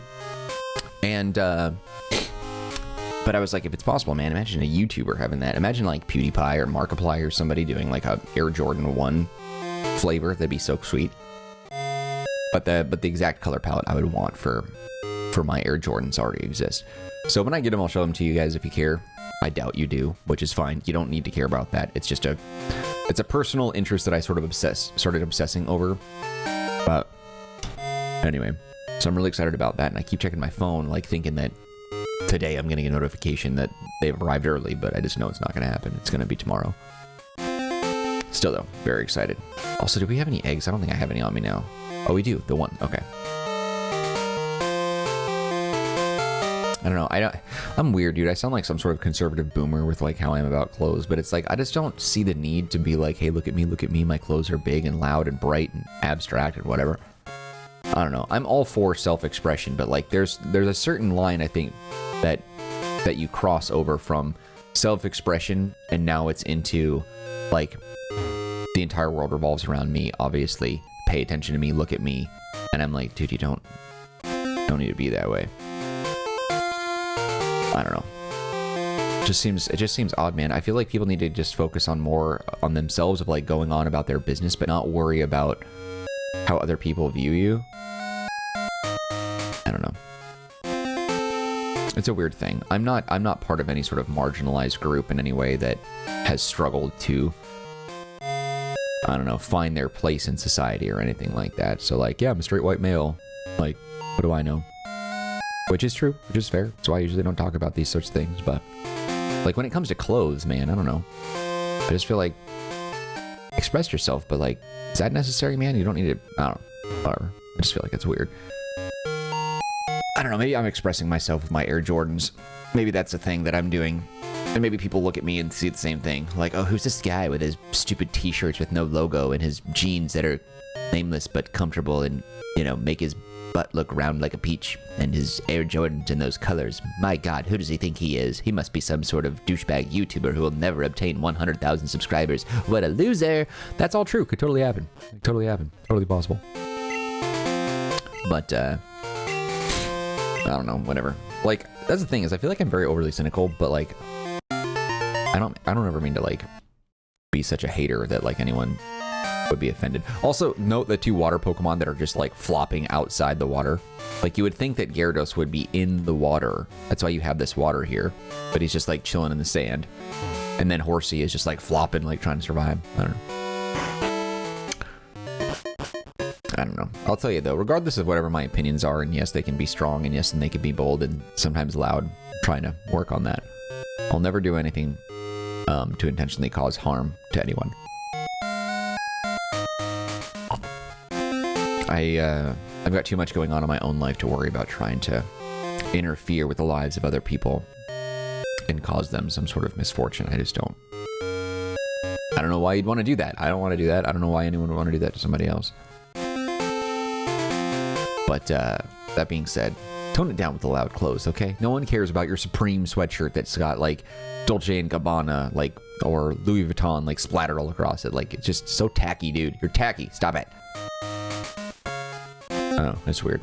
I don't get it. What's funny too about that, and then we'll move on to something else, but like, I think it's very funny how like some of these brands are like crazy expensive. Like you're talking Louis Vuitton sweatshirts that are thousands of dollars just because it has a Louis Vuitton logo on it. And like a Louis Vuitton tag or something, right? I don't know, maybe they don't make sweatshirts, but like you get what I'm saying. They have some sort of apparel that is outlandish in price and it doesn't make sense as to why other than the logos on it. Like I don't get it. But like nowadays you wear that and you try so hard to show off your name brands and logos. It's like you look like you're tacky, and it would be hard for me at least to ever want to be friends with someone like that. I couldn't imagine someone who wanted to brand rep so much that they have to be so obnoxious about it. I'd have to imagine that's also a reflection of their personality, because I feel like when you see someone wearing like Air Jordans and they're just wearing like, you know, shorts or a t-shirt or whatever, like, you know, me, it's like, okay, like whatever, you can form your opinion, but like it's not in your face, it's not loud, you can't really say that. But if it's like all these crazy streetwear cyberpunk modern-esque thing, like there's a social media account that sometimes gets recommended to me on Instagram and it's really lame, but it's all like modern, it's like Neo Tokyo, like US type thing. And it's like these guys, and they wear like Air Jordans, but they also carry like these swords and masks, and like they got these light up like eyes on the masks, and like these crazy like Gundam hoodies that have like all this like futuristic retro tech on it, and their pants are all baggy and they've got all these buttons and pockets and snaps, and like there's plastic tubing hanging off them that glow in the dark, and like all this stuff to make it look like you're in Cyberpunk 2077 or something like that. And I'm like, dude, take it easy. You look like an idiot. Like, no one thinks you're cool. No one thinks you're hard. No one thinks you're tough. No one thinks, you know, I just, what in the hell are you doing? Like, why do you want to look like some Ghost in the Shell type street urchin? It makes no sense. I don't get it. It's like so obnoxious and so loud. But there's like a subculture of those clothing people, but it's like you come across like too tacky. Like, I don't know, like that's when you take anime too far. I don't get it, man. I don't get it. It's like you have the neck beards that do like Naruto running stuff, right? Fedoras, the guys that you see like the memes about and whatever. Mostly harmless, but like, you know, whatever. They're the guys that are in TikTok swinging swords around thinking they're cool, but they have no like no fencing experience, no experience with like bladed weapons at all. They just like swing things around and whatever, which I feel like that totally would have been me if I was, you know, fat. I probably would be that guy on TikTok swinging swords around. That'd be me, man. I would be Star Wars kid all day. But like you have those types that like, I guess, obsess over Naruto, and then you have the other ones that obsess over Gundam. And the ones that obsess over Gundam like do that sort of neo-futuristic Tokyo thing. And there's clothing brands that like are all about that. And I'll admit some of the sweatshirts are really freaking cool, but not the ones with like too many pockets and too many like loud like buttons and straps and whatever. It just seems like super crazy. Super crazy. I'm just not into it. Not into it at all. I don't know. It just looks tacky, dude. Like it's one thing to like certain clothes. It's like if you're someone who has like a Dolce & Gabbana, like, I don't know, purse, or, you know, or some sort of Louis Vuitton, you know, dress or jeans. I don't know, whatever. I don't know what they all make, but like you have something like that, and it looks good, but the logo's not everywhere. It doesn't need to be big. It doesn't need to be loud. And it's like, okay, like you probably like those products because you like the quality, and you like, you know, the quality that you like comes with a price. But if you're up in everyone's face, like trying to show off all your brands and all your logos and everything, and you've got Louis Vuitton on your shoes, and you've got an LV splattered across the lapel of your shirt, but it's like from your freaking waistline up to your nipple, like, you know, you've got a Louis Vuitton headband and Louis Vuitton boxing gloves and, I don't know, a Louis Vuitton butt plug. I don't know. It's just like, you don't need all that stuff. Like, that just seems like you're compensating for something, and you look like a fool and no one's impressed. So I don't know. There's definitely lines that you want to like avoid crossing. It's fine to like things. It's fine to like, you know, like your brands. But like, man, come on. To what extent am I supposed to participate in your brand loyalty and your obsession over these name brand things, you know? Because like, you're not doing it for yourself if it's so big and so loud and so bright and so bold. Like, you're doing it for other people. But like, I don't think you're cool. I don't care how much money you have. It's kind of like, it goes back to like the whole like car thing that I talked about before. Sports cars and the people in my area that rev their, you know, wild hot rods and stuff all the time, like these freaking sports cars that cost hundreds of thousands of dollars, and they just want to show it off. It's like, dude, your car is painted pure gold. It's super loud. You've got fire shooting out the back. Like, it's just like, who are you doing that for? What do you think people are like throwing their panties at you like when you drive by? Like, I'm not getting aroused by seeing you run through that yellow light that like barely just turned red after you passed over that threshold line. Like, what is the point? You don't need to do that. It's fine. You like expensive cars. That's cool. But like, do you need to show off? I think that's why I respect people that have money but don't flaunt it. Like, you can have money, you can have nice things, but like, you don't need to show it off, man. You don't need to remind everyone how much money you have, how much you're worth, and that you're better than everyone because you've got, you know what I mean? I don't know. I feel like I've talked about this too long, but you get what I'm saying. So anyway, I'm waiting for my Air Jordans. Oh man. The synapses in my brain that connect one idea to the next just go off and on and on and on and on and on and on and on and on and on. And it just, too much, dude. Come on, horsies. It's interesting that they decided to do a 1 in 64 egg hatch on this one, because like, it still is taking me forever. But I mean, this is the best odds that you could possibly get. 1 in 64 is pretty good. But that doesn't mean that I'm guaranteed to get 1 in 64. It's just not. It's not how it is. Each individual thing is a dice roll of 64. And it doesn't increase your odds each time you do it to guarantee that you're going to get 1 in 64 for sure. Each egg has a 1 in 64 chance, which means we could have 1,000 eggs and not get it, which is like, I don't know how you figure out the stats of all that, but I don't know. I'm sorry I ranted on a little bit too much about that. It's just thinking about different things while I'm sitting here killing time trying to do this. I'm very tired. I'm a cranky old man, dude. That's all I am. I've been a cranky old man for the past 15 years.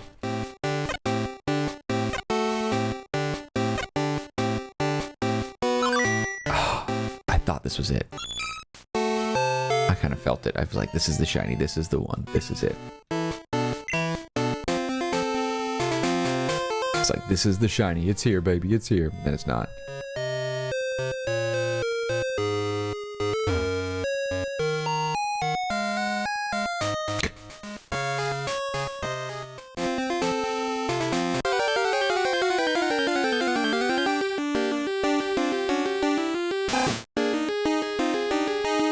Oh, oops, did I go in the grass? Huh. Oh, I need like I feel like a cold drink would like wake me up.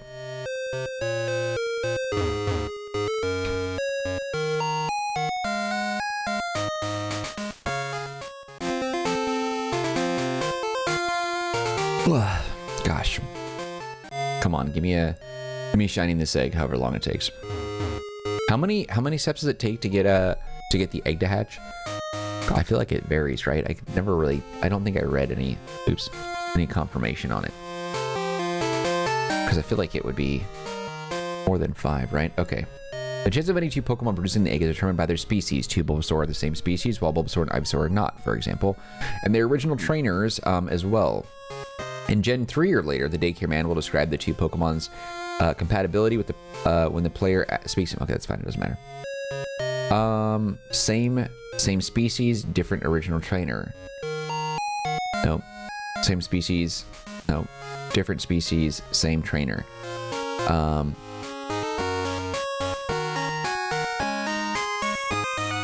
See, that doesn't make sense. The two don't really seem to like each other very much. He didn't say that.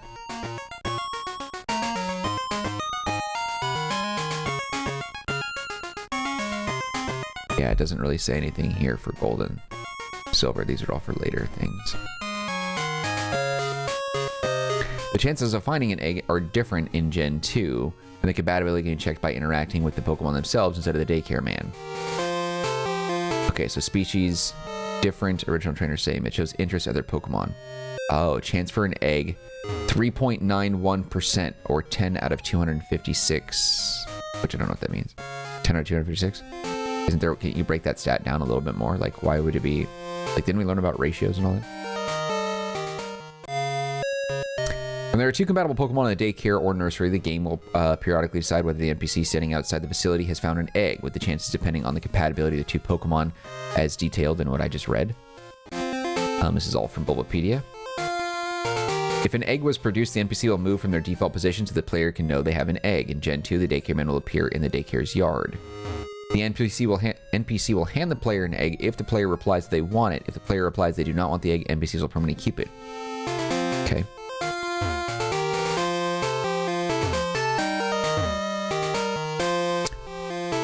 Prior to Gen 7, the player will only be given the egg if they have an empty slot in their party for it.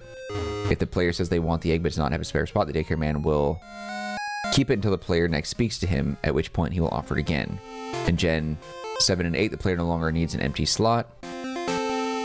He wasn't outside. Okay. What will hatch? Okay. After taking enough steps, the egg will hatch in level 5 for Gen 2 and 3, or level 1 and Gen 4 onward. The first stage Pokemon in the female species, or non-Ditto parents evolutionary chain. So if you have any Pokemon, male or female, in a Ditto, it'll be the non-Ditto. If you have a male and female Pokemon of the same... Speaking of which, if you have a male and female Pokemon... Whatever one is female will be what hatches out of the egg, which makes sense.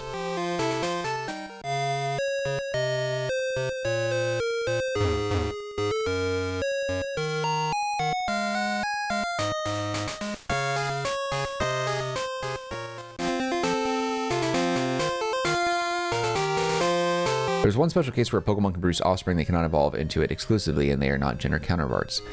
Manaphy and Fione, or Fione, I'm not sure. I always thought it was Fione. Manaphy. Okay, so this has a lot more information than I thought. The time it takes for an egg to hatch depends on its species' required number of egg cycles. Magikarp have the fewest egg cycles, meaning they hatch the fastest. Some baby Pokemon in the no eggs discovered eggs group, such as Cleffa, Pichu, and Igglybuff, hatch quickly as well. Besides these, most Pokemon take considerable time to hatch. Rare and powerful Pokemon like Dratini, Bagon, Beldum, Larvitar, Chansey, and more start with a high number of egg cycles and take a long time to hatch. Most legendary Pokemon have a very high number of egg cycles, although it's not possible to get these Pokemon in an egg in-game. Okay, then why say it? Time is actually determined by egg cycle completion, which is determined by in-game steps or biking. An egg cycle is a counted number of steps that activates breeding-related programs in the game. One egg cycle lasts 256 steps in the second and third gen, 255 steps in the fourth generation, and 257 in the later gens. When the game reaches the end of an egg cycle, it does a few things. The step counter for the cycle is reset to 0. The game randomly decides if an egg is to be found at the daycare, if compatible Pokemon are present in the daycare at the time, and all or only a few eggs currently in the player's party have their egg cycle count reduced by 1. If the egg cycle count for an egg reaches 0 after being reduced in the second and in the fifth or later generations, or is 0 when it could be reduced in the third and fourth generations, the egg will begin to hatch. Oh my god, my eyes are starting to glaze over on that. Thank you. I knew he was going to have an egg.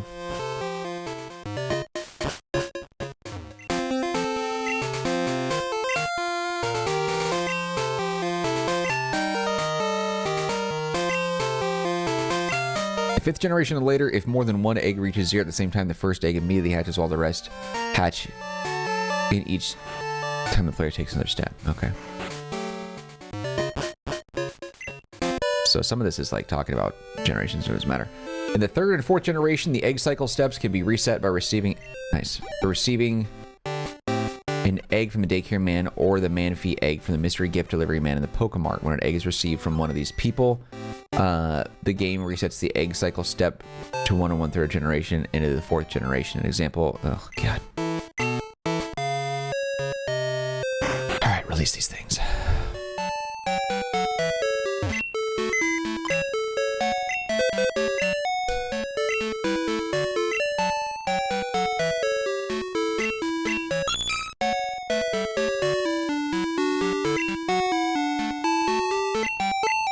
Where do I release these to, by the way? Like, I'm just throwing them outside the Pokemart, and then, like, what? They just have no water, and they just flop to their death outside?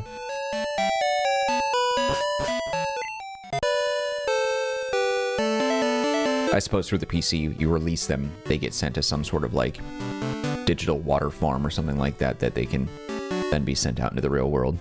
Maybe. I don't know. The moves obtained by a Pokemon when hatching are as follows. By default, the baby Pokemon will start with any moves that it learns at level 1. In Gen 2 and Gen 3, they will know all moves at level 5 and below in their learn set. If both parents know a move that the baby can learn via leveling up, the Pokemon will inherit that move. Prior to Gen 6, if the father knows any moves that are TMs or HMs in the game, and in Crystal moves that are taught by Move Tutor, the move is also compatible with it. It'll inherit the move. Pokemon species that is gender unknown, such as Magnemite, breeds with Ditto. The resultant baby will inherit any compatible TM or HM moves. Interesting.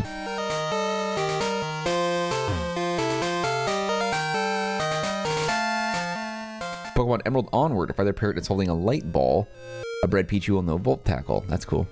Volt Tackle cannot be passed down as a normal egg move.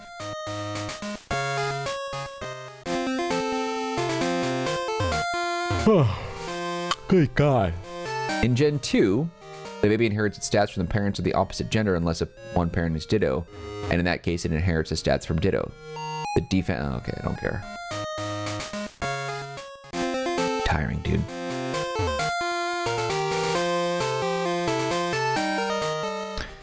Yeah, we are about an hour and 38 minutes in to doing this now. I think what I'm going to do is once it hits 2 hours, I'm going to cut it until the shiny shows up, because like I'm really freaking tired, dude. I don't want to keep doing this for 2 hours and longer, because who knows how long it'll take. It might take me another 5 hours, which I really hope it doesn't.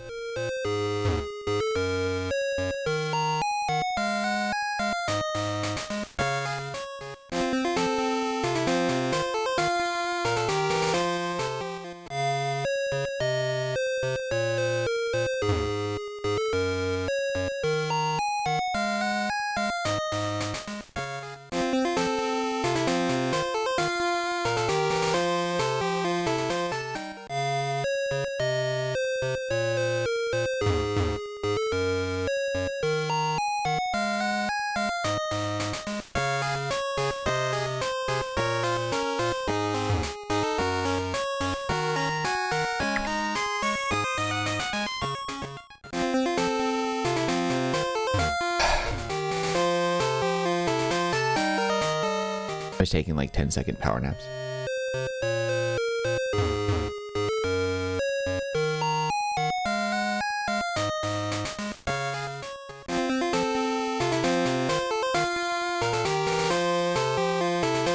Old man, give me your eggs.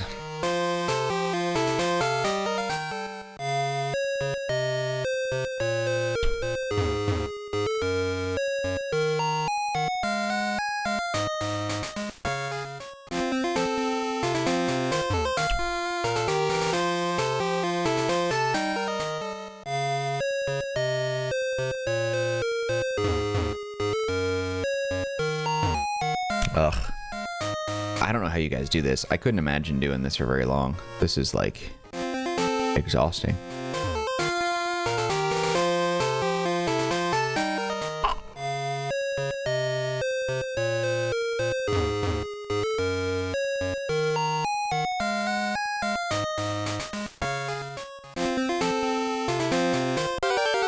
Oops.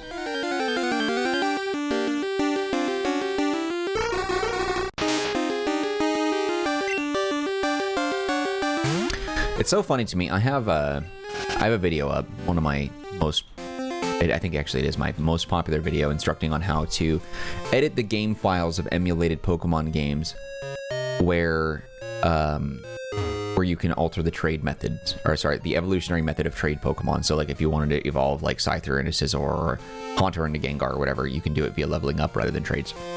And the method requires you to use a third-party program to help you like apply the patch to make you make it eligible to do the changes and all that.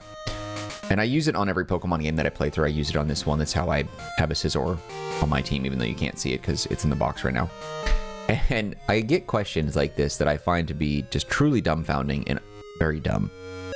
When the question is, what if you don't have a PC? What do you mean? The instructions are, hey, have a PC, run this program, da-da-da. What if you don't have a PC? What do you mean, what if you don't have... Then you can't do it. Like, why would you ask? Like, I just don't understand that concept. Like, I don't know, imagine someone had a video instructing you on how to surf. Here's a video on getting started with surfing. Here's how you can surf in a surfboard and da da da da da. And you asked, what if you don't have a surfboard? Or here's an advanced lesson on how you can ride a wave in the ocean. What if you don't live near the ocean? Here's how you repair your engine if you see the check oil light on. What if you don't have a car? What do you mean? What do you mean? What if you don't have the one thing that I'm telling you that you need to have in order to do this? I don't understand. I don't understand. I don't get it. Why would you ask that? Why would you ask that question? I don't get that. Here's a list of things you can do to improve your life. What if I'm dead? What do you want me to say? I don't know, man. Go buy a PC. Go to a friend's house that has a PC. I don't know. Go to your public library and see if it lets you install the program so you can run the file. I don't know what to tell you. Like, if you don't have what I say you need to have, you can't do it. I just don't. Jesus Christ. Jesus Christ. These types of questions like infuriate me. I don't get the mindset of that.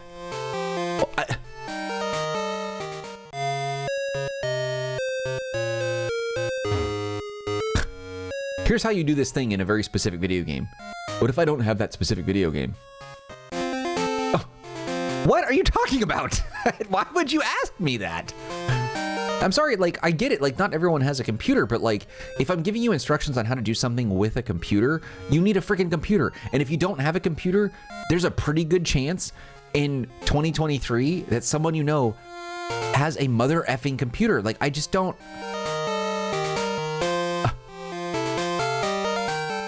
I can't scoff enough at this. I don't understand people, man. Jesus Christ. God, humanity's doomed. Seriously. I just don't get it. I don't get it. That's the thing too. It's like, I've tried so hard, like when people ask questions that I think are really stupid, and they are stupid. This is a stupid question. I usually reply like, hey, the answer you're looking for is in the description box, or check the comments, because people have asked this before and it's like an obvious thing. Like, it's amazing to me how when I do instructional videos, people don't follow the instructions. Like, they don't watch the video, they don't read the description box, like they screw something up and then it's my fault. It's like, dude, I did what I'm showing you in the video and I didn't screw anything up. If you did what I do in the video that I'm showing you, you won't screw anything up. If you screwed something up, that's on you. It's not my fault. Like, there's no risk involved in doing these things. I'm showing you how to do it. Save it for safety, I guess, if like your power goes out, or, you know, if a serial killer comes into your home and like attacks you. I don't know. Like, just save it so you don't interrupt your process. And, you know, like, I don't know. Like, you can't get mad at me, like, or ask stupid questions like this when I specifically say, this is how you do it. Do as I do it. Oh, what if I don't do it that way? Why do I bother making the videos, dude? Don't ask me questions. Just do exactly what I'm doing in the video. When I click this button, you click this button. What if I don't want to click that button? What if I didn't save my game? It's astounding. I oftentimes when I'm doing instructional videos, like I really try to cover all the idiocy. I'm like, okay, if you were thinking of doing this, don't do it. If this is what I do in the video, do it like this. Here's something that I experienced, or you might experience this, or this is a weird thing that you might run into if you do it wrong. Don't do it like that. Don't do it like that. Don't do it like that. I repeat and I overemphasize, and people still skip through because they want to do it so fast. It's like, yeah, I get it. We all have a certain like level of impatience. But Jesus Christ, man, like if I'm giving you a 9-minute video, like on how to do something that's not complicated, but here are the steps, just follow the instructions, dude. There's no excuse. There's no excuse. I'm sorry, dude. There's no excuse. I can't help you. And I've told people that too, like, cause I tried so hard, cause like, I don't want to be mean, but like, dude, you piss me off like with these stupid questions. And some people are like, they ask questions and they're like, hey, like you didn't do this in the video, but how do I do this completely unrelated thing that you didn't even talk about, mention, suggest, or reference? I'm not mother effing Google, dude. I'm not tech support. I don't know. Like, don't come to me asking how to do something that I never once touched based on. Hey, how do I, like, that's like coming to a video, but like, how do I take apart my Nintendo Game Boy Advance and rebuild it with a replacement part like this that I got from China at a discounted rate? Like, I don't know, man. Why are you asking me? I'm not an encyclopedia. I'm not Google. In fact, use Google and find it. I don't even know what got you here. Like, what brings you to this video to ask that question, dude? I don't understand. Like, I don't know. Don't come to my Pokemon playthrough and ask me how to beat a boss in Gears of War, a game I've never played. How am I supposed to know? Google it. Why would you come to my channel for something that I never once talked about? I can't help you. I don't know. I've never played a Gears of War game. I don't know anything about Gears of War. You didn't ask me if I played Gears of War. I didn't mention Gears of War, except now telling you that I've never talked about Gears of War. I never said I wanted to play Gears of War. I never said I knew anything about Gears of War. I never said I knew anyone who knows anything about Gears of War. Why in the hell are you asking me about Gears of War? I don't know. Hey, Marcanine, you know to be... No, I don't know. I don't know. Google it. I'm not here for that. I don't know. Like a random YouTube comment like that doesn't make any sense to me as well. Now, luckily, I'm at a stage in my YouTube career where like I don't have as many comments. Like I have a lot of comments, a lot, but I have gone through and I've replied to every single comment. So my like your first initial comments will all be replied to. Like YouTube has this thing where you leave a comment, I get a feed of new comments. I reply to that comment, and then that comment disappears from that feed. If you reply to my reply, it doesn't show up as a new comment. So I've encouraged people, like, if you have something you want to say to me, like start a new comment thread because it shows up in a feed that I can actually see. I'm not going to chase down your comments and look at your replies and all that stuff. It's just, I'm just not going to do that. So I've gone through, and every comment I've ever received, the initial comment since like YouTube started for me, I went back and I replied to all of them. Like one day I took the entire afternoon and I went back 7 years and replied to every single comment years later. And people were like, wow, this was so long ago. Can't believe you replied. And I was like, yeah. But like once the channel starts to get a little bit bigger, I won't be able to like reply to all those comments because I mean, it's not like a braggy thing, but like it'll get buried. Some days, like, I jump on in the morning and I see 5 comments. Okay, cool. Sometimes 10, sometimes 30. And I'm like, I don't know where this explosion of comments came from, but I will reply. But once it gets to hundreds of comments, I can't reply to them all, and I won't do that. So what I'm saying is, if you have a question you want to ask a random YouTuber when they have no, like, prior reference to the source material or like, whatever it is that you're bringing up, why would you go to YouTube comments for that? Why would you ask a specific individual on YouTube that gets dozens of comments constantly, a random thing that doesn't make any sense. Like, why couldn't you just Google it? Why is it hard? Why do you have to ask me? I don't know. Like, I don't know, man. I think it's just a lack of common sense, dude. And I will dislike those comments every time. So freaking obnoxious. What if you don't have a PC? I don't know, man. Buy one. Oh, thank God. Buy a freaking PC. Find someone who has a PC. I'm gonna grab another drink. This isn't gonna be shiny anyway.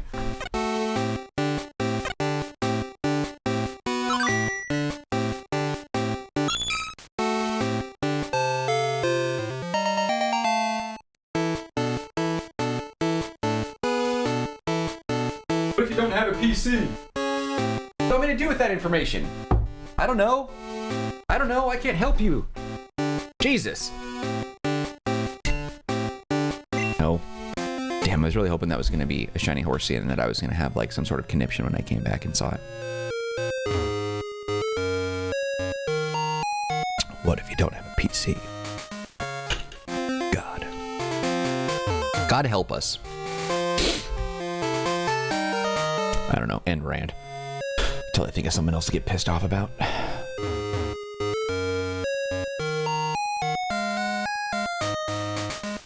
Remarkable, dude. Truly remarkable. Stop it. Stop those dumbass questions. I just can't.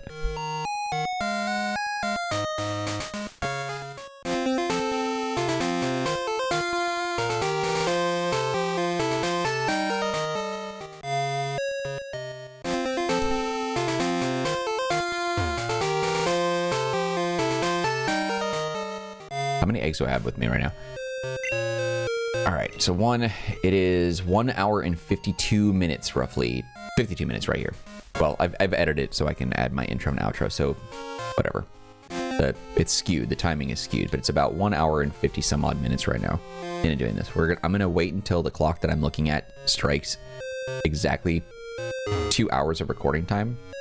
Actually, we'll do 2:05. Because I'm going to trim it down. So it'll be just over 2 hours, just to prove we did this for 2 hours, and then I'm going to stop if it doesn't have a shiny. And then I will keep going on my own until I get one. Because I'm just like, so over this.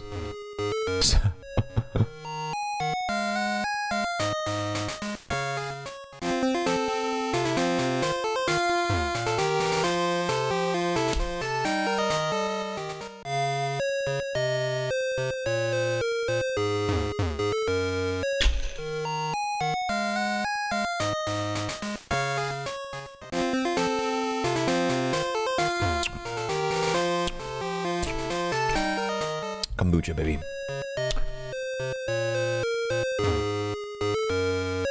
I don't know.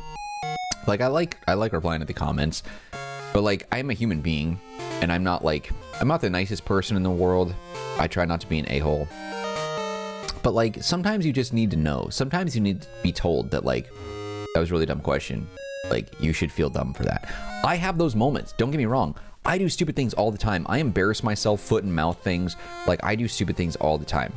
And I hate myself when I do it. So, I don't know. I feel like we should all strive to improve and do less stupid things. I don't know why I do stupid things, but I do them all the time. I don't know how to stop it, how to improve, but like, you know, if I do something stupid, you gotta tell me. Ugh, seriously, this egg thing is taking way longer than I thought.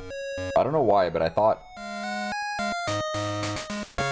the odds of 1 in 64 were gonna like make this so much easier. But the problem is that we're not getting that many eggs, and it takes forever for them to hatch. Like the hatch method and the egg drop rate is like not consistent, and that's what kills me here.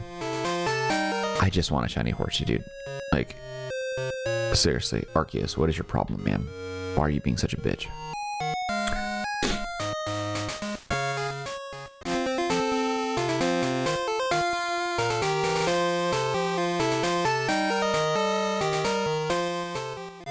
Sometimes I don't like recognize myself without my glasses on. It's weird. I don't know. Sometimes I feel weird and naked without my glasses. Other times I feel like I don't recognize myself without them. I just don't know. It's weird, dude. When you see someone who's had glasses on every single day since you've known them, and then you see them take them off at one point, you're like, ew. Like, it's just a weird thing. I don't know why. It's just, maybe it's just me. I look in the mirror and I'm like, I don't recognize that dude.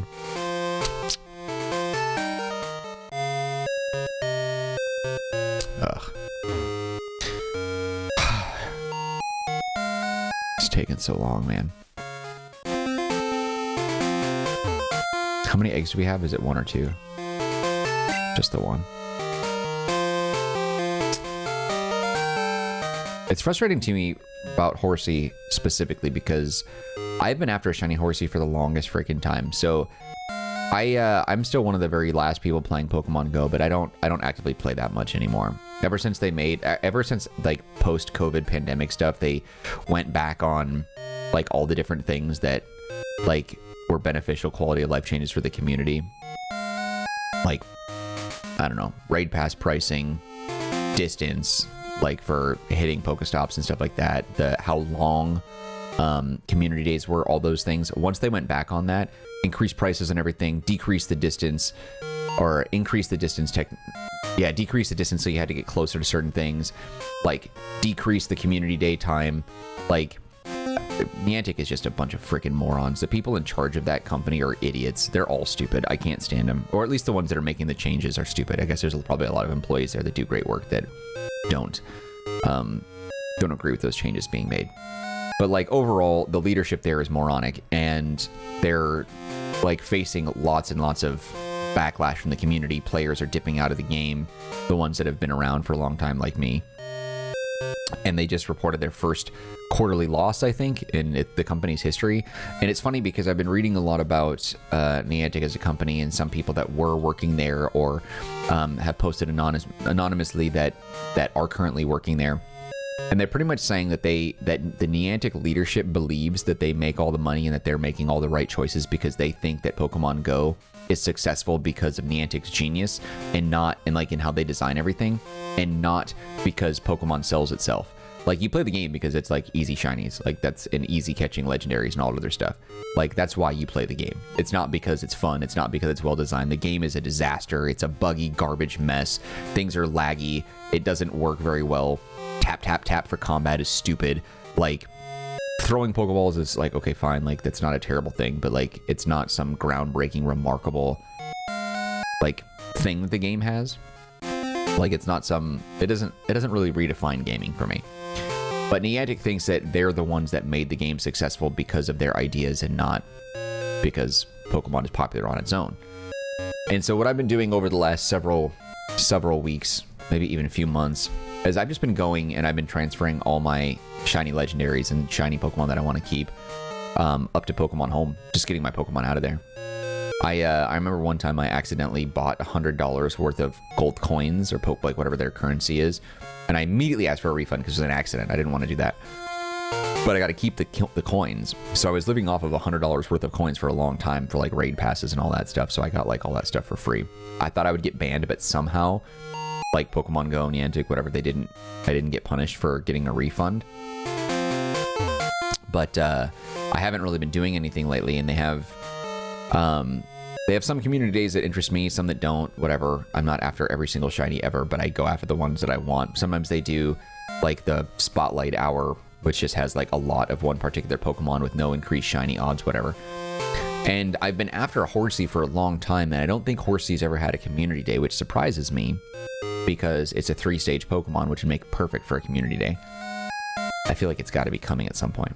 But like, I've done spotlight hours, I've done a ton of like little things trying to get a shiny Horsey, and I could never freaking get one. And it's one of the very few Pokemon I've wanted a shiny of that I've been trying to go after for like, you could say years now, and I never got it. The 3 shinies that I struggled the most that I wanted to get: shiny Love Disc, which I never caught myself, but a friend traded me for a shiny Roselia, I think, that became the community day Pokemon like the next month, so he was pretty upset, but I got a shiny Love Disc. That's one of my favorite shinies. Not a good Pokemon overall. I wouldn't have it on my team as a fighter, but it's just a really cool gold and yellow that I really love. I just think it's sweet. Alolan Raichu was the second one that was a pain in the ass. I was after that one for over a year doing Alolan Raichu raids, and I just kept on doing them. I would like leave the office and I would just run down the street to like a gym that had like an Alolan Raichu raid, and you could beat him solo if you had the right lineup. So I'd play him by myself, do it, never got a shiny. And then I was going to give up because it was supposed to be like 1 in 60 some odd chances or whatever, according to Smogon and a bunch of other like sources.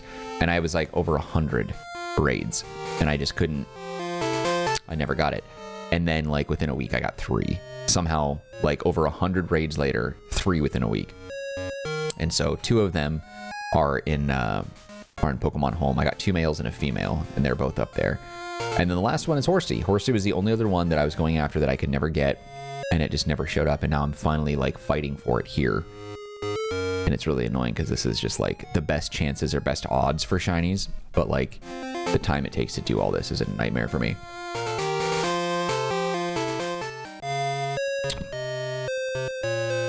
I really hope all the things that we talked about in this video don't make people hate me. I feel like I was kind of going off on a few rants and tangents there. How many eggs? 1 or 2? 1.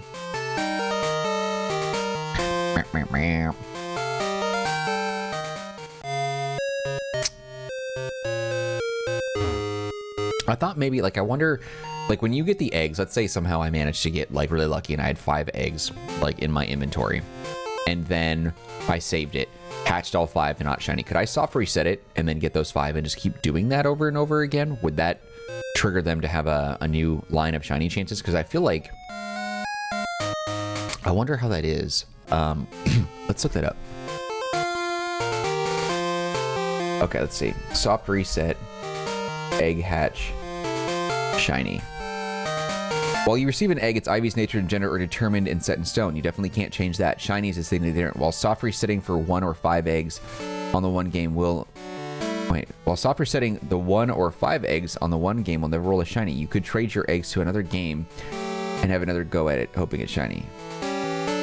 So, that answers that. You can't. Okay, so that... Interesting. You can't do it if the egg has already retrieved. It can only be done prior to picking it up. Ah. So if you have the egg, the shiny value is already determined and it will always... So it looks like everything is determined. Well, alright, that's too bad. So there's no real easy way to do this. It's just this.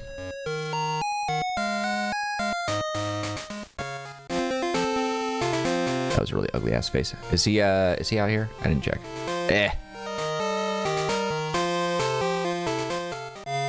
Alright, so my clock right now says we're just over 2 hours. So what we're going to do is we're going to hatch this egg and we're going to do 1 more egg. So whatever comes first. If we can somehow manage to get this done, 2 hours and some odd minutes. Or whatever, we'll do 2 more eggs. I think that'll be enough because I'm going to edit the video, the intro and the outro to trim down, like, you know, the nonsense that I do in the beginning before I start recording. Or before I keep what I've recorded. So it says 2 hours and 3 minutes right now for me, but technically the length of the video will be shorter for you because I've trimmed the beginning and the end to fit my outros and intros type things. So we'll hatch this egg and then we'll grab 1 more from the old man and then we will go from there.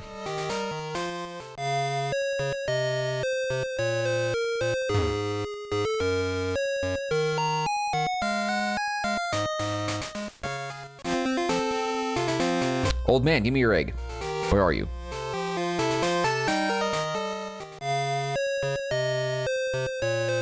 I need to make a sandwich. I also need to poop. I gotta poop and I gotta make a sandwich. Not in that order.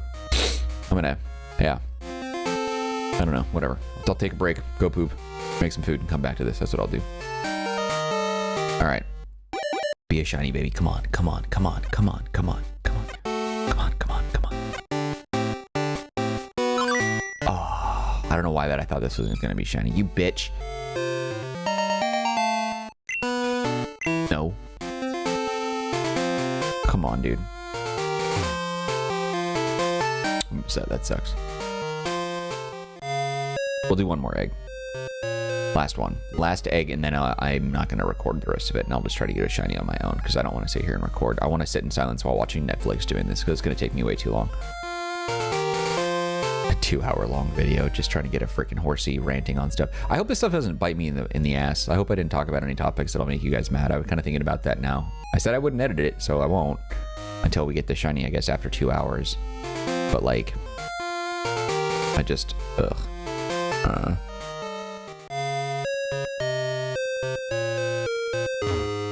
Just being honest, maybe that'll be bad for me.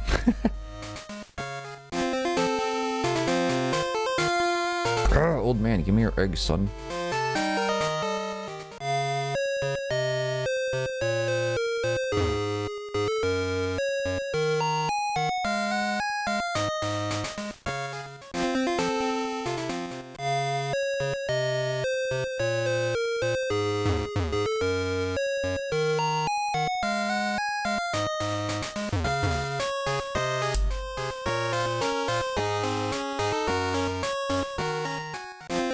Come on, dude.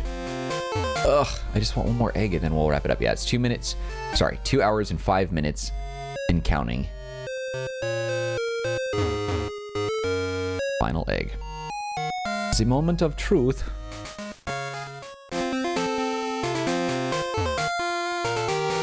Come on.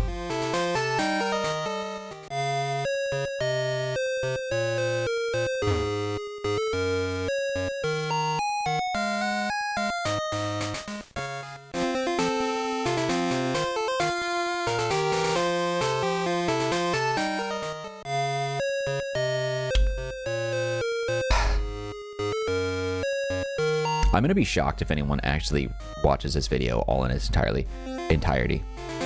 If you watch this video all the beginning, if you've watched this video from the beginning to this point, trying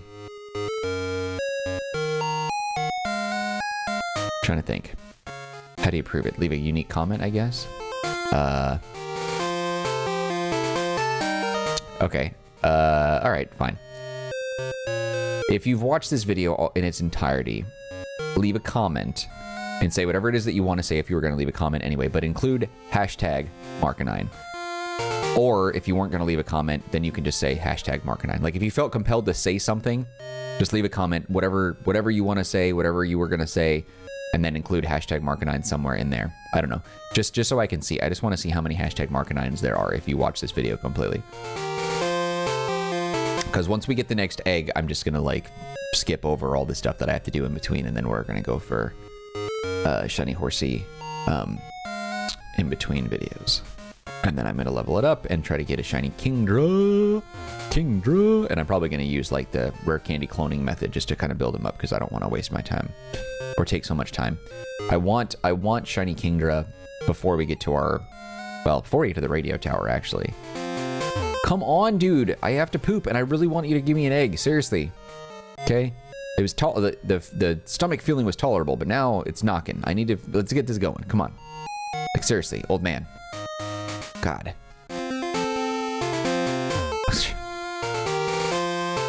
I tell you. No respect. No bowel respect. Seriously. I didn't even eat that much. It's probably the coffee is probably tearing me up right now. Bastards. Tea doesn't do that. Tea doesn't make me poop, but coffee just like, you know what I mean? It stirs it up. I don't know.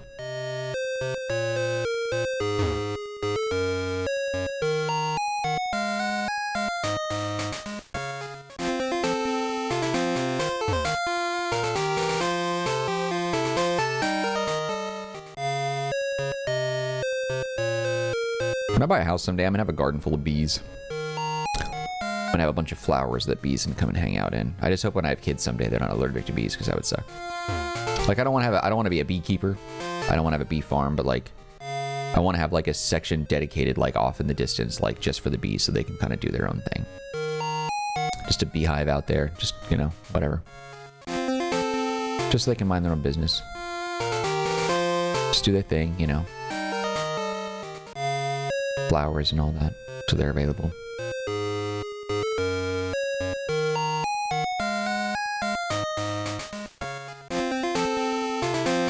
Dude, what is taking this guy so long?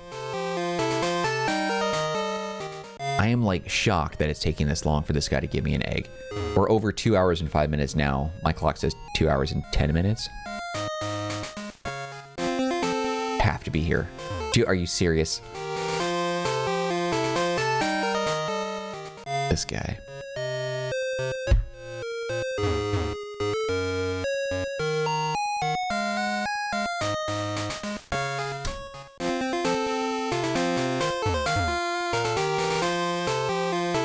Dude. Dude. Seriously. What is your freaking problem?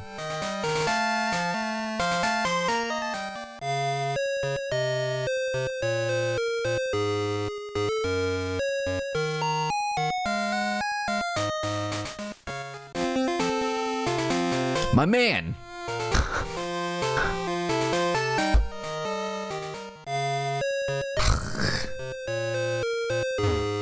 Oh my god.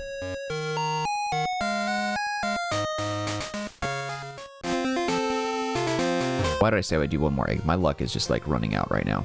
I don't know what his deal is. I don't know what his problem is. I don't know why he's being such a bitch about this. Give me my freaking egg, old guy. Seriously, what is your problem with me? I have things to do. I have a life to live. I have to poop. Please. Please. I'm committed to being a man of my word.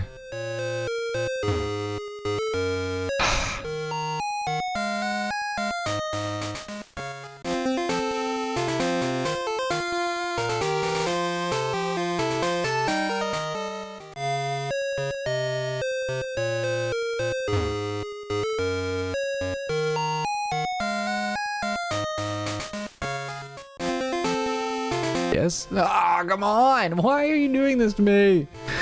Oh God! Seriously, is this because I made fun of people who wear Dolce and Gabbana shoes? Sorry, sorry, sorry. So sorry. I want this egg so I can get going. This is gonna take me all day. Ba-na-na-na-na.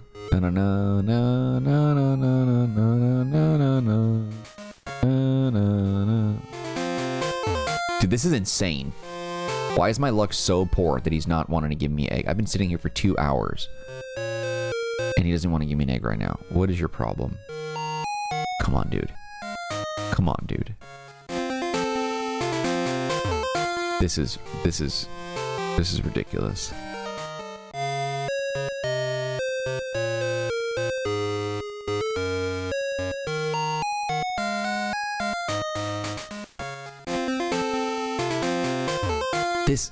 Did something happen? Is he dead? Did he have a heart attack? There's no way. Why is it taking so long? Seriously, is his wife in the hospital? Are they in the ICU right now? What is happening? What is happening? Has it been this long ever for us to get an egg? Like, I don't understand what is the problem?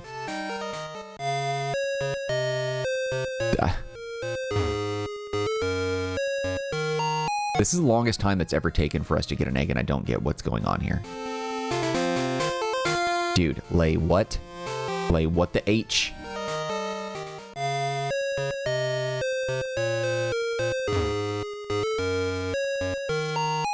Just don't get it. I said one more egg, and then all of a sudden the guy was like, nah. Screw your eggs. You'll poop when I tell you you can poop! I can feel it. This guy's got it out for me. I said something to offend him.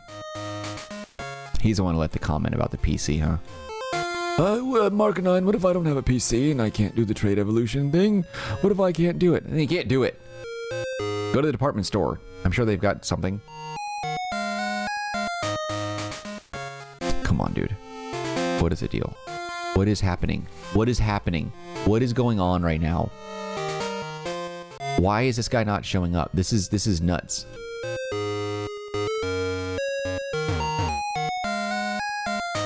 I'm doing this for you.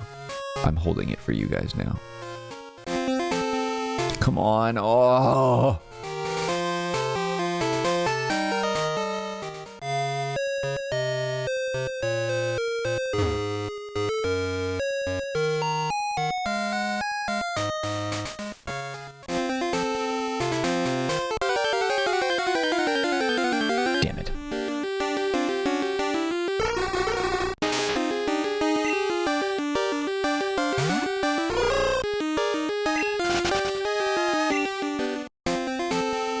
Ah. Dude. Seriously, not only is this taking forever for him to give us our last egg, but it's also problematic because I really have to, I have to spend a lot of time trying to get this shiny too, which I think is what's frustrating about it all. I don't get it. I don't get why. Damn it, that was my fault. I wasn't paying attention. I don't get why it's taking so long.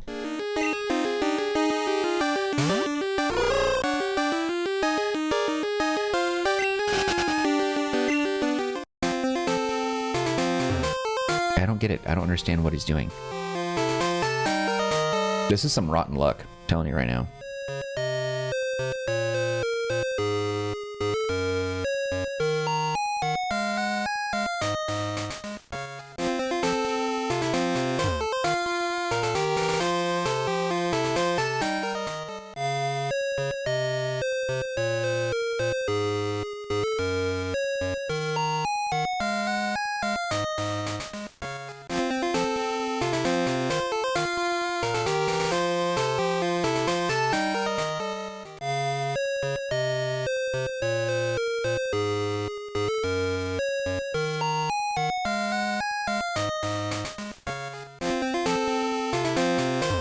This is insane. What are you doing? What is your problem here?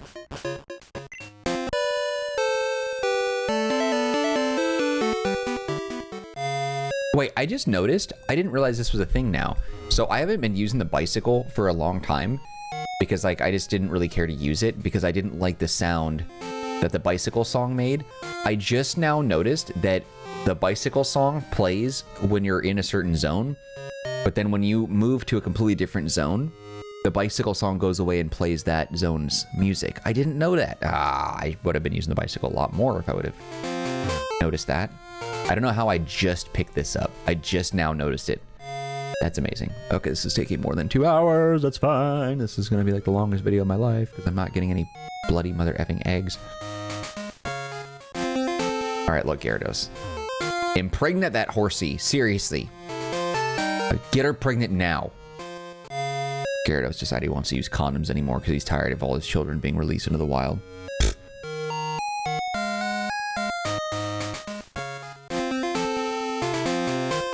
Dude, look.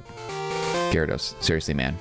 I don't know what you're doing. Are you pulling out? Condom? Is Horsey using a contraceptive? Birth control? I don't know. But whatever it is, y'all need to stop with whatever it is going on here. And have a baby, okay?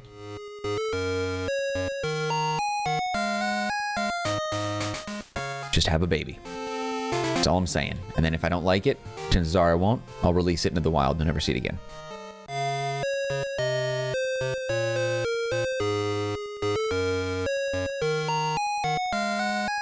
I just thought, wouldn't that be kind of cool if you had like a Pokemon that could breed like, maybe not Ditto. I wouldn't count Ditto, but Gyarados can breed with so many different Pokemon. What if you had an entire team of different species of Pokemon that were all brothers and sisters? That would be kind of interesting. I don't really think that would make any like gameplay difference or anything like that. There would be like no unique like reason or benefit for that, but it would just be cool knowing that your entire Pokemon team is a family that comes from the same parent or same dad. Gyarados a freaking hoe. Freaking Gyarados the F-boy over here.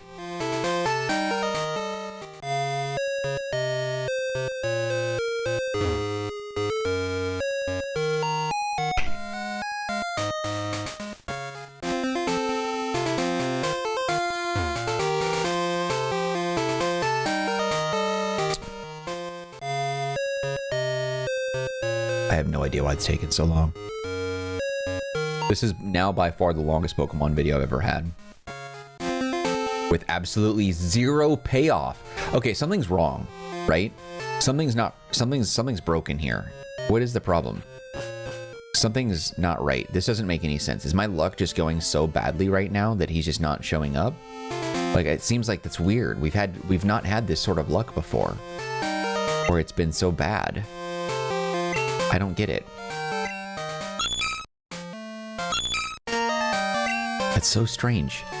That's weird, man. I don't understand. This can't be. This can't be. Yeah, I don't know. This seems very weird. The dice roll is just working actively against us. I don't see how. Yeah, it just... Is it broken? I don't know, man.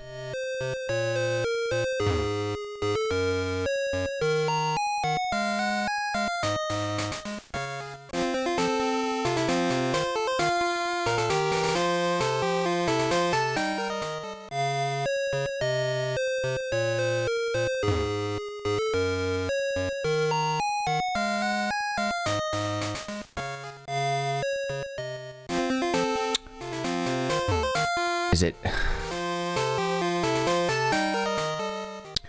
How is this happening? The only way I forgive this is if the next egg I get is shiny, which is why it's taking so long. Dude, this can't be happening. I freaking said the next egg, and now it's 2 hours and 20 minutes later. No, that's not true. It's like 15 minutes later. But we're at 2 hours and 20 minutes total.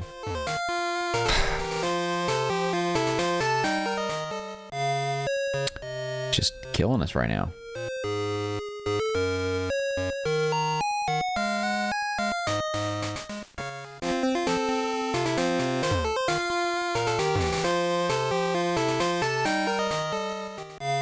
Because we still have to get the egg. Hatch the egg.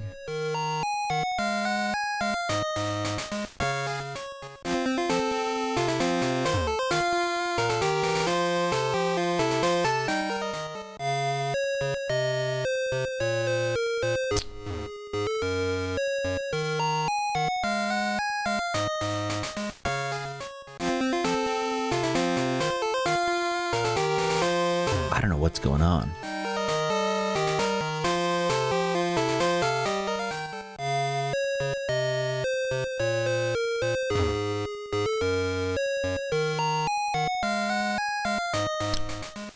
That string's too sugary. Too much sugar, man. I can't handle it. Come on.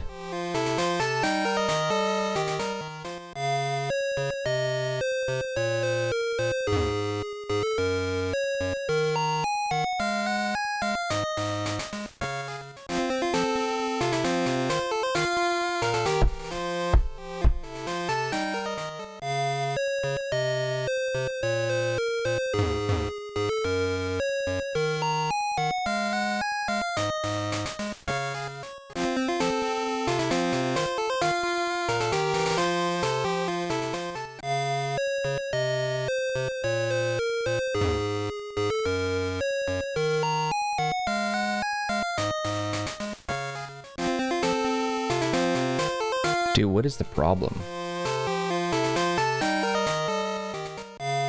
Alright, I'm going to cut it off at 2 hours and 30 minutes then. If he doesn't give me an egg within the next 7 minutes, then I'm going to take a break. Because this is nuts. I can't believe he hasn't given me another egg. Something's wrong. I don't know why. Is there like a reset cycle or something? He's giving me so many eggs and now it's like the game's punishing me or like not reward. I don't understand it.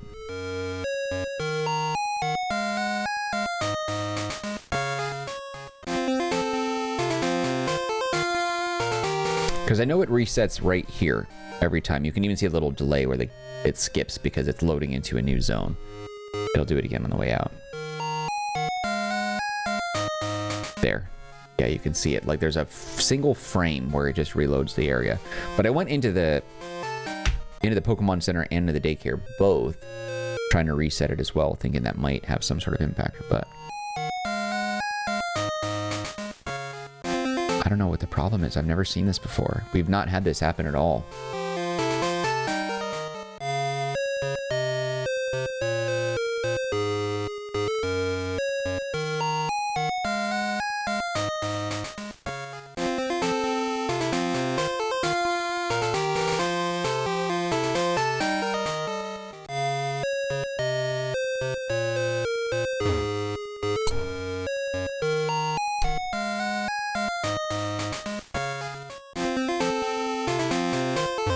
Come on.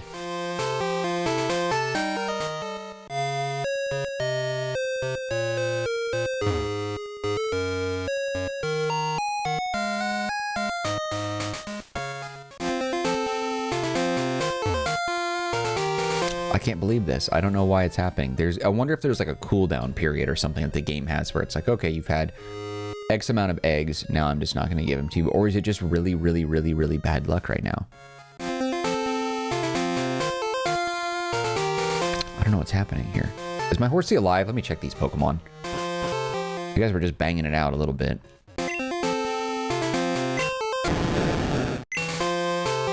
Okay, so you still want to tap that? I get it. All right, what about you, bro? Okay, seriously, spread it then. Jesus.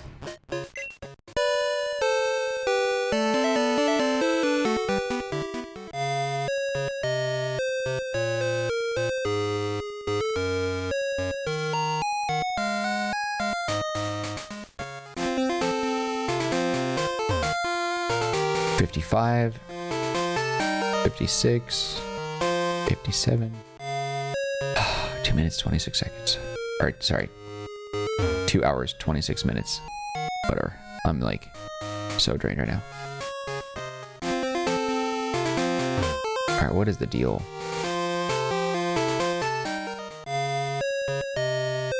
I wonder if I could like soft reset the game and then start over, because this is like screwing me up. That's probably what I'll do. If he doesn't give me an egg in the next 4 minutes, I'm going to soft reset it, because I did save it earlier, but something happened where the eggs are just not coming. So I might have to reset and get that. Because this is just too much, man.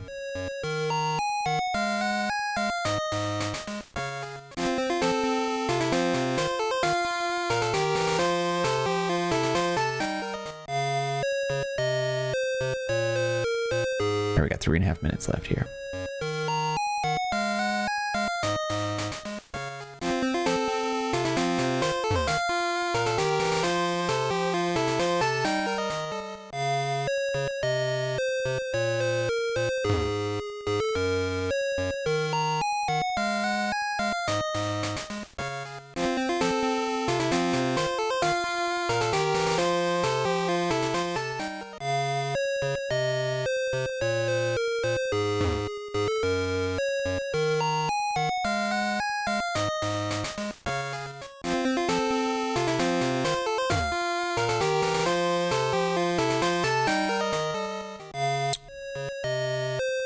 Minutes 27 seconds.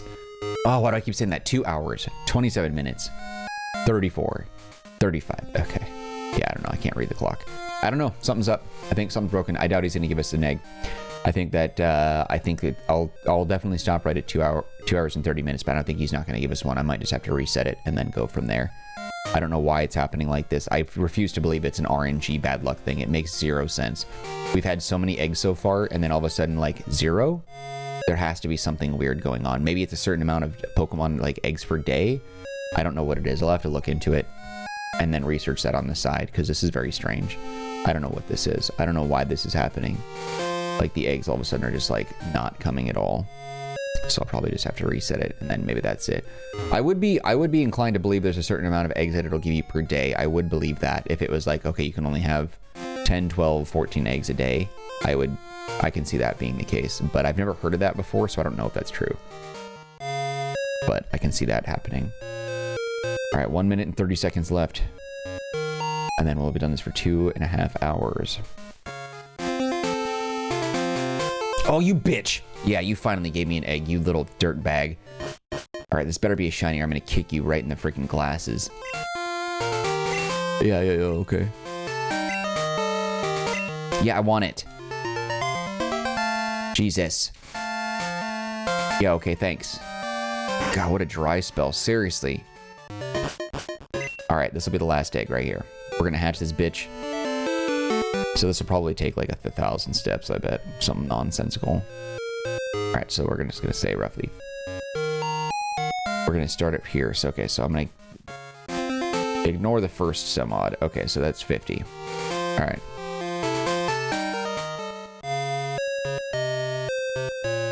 $100.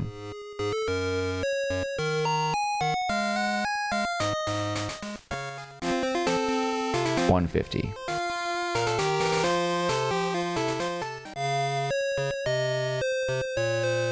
$200.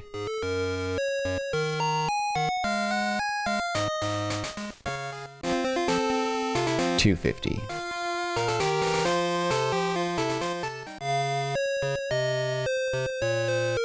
$300.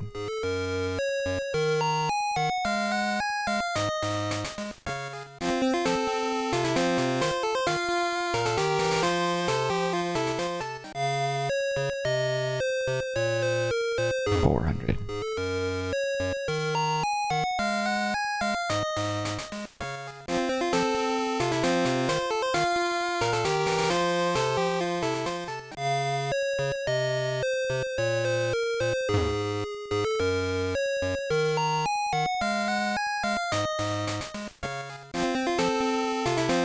$550.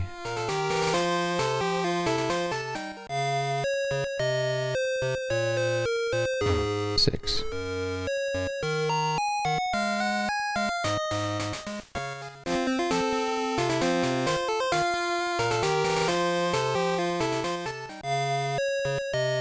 Come on.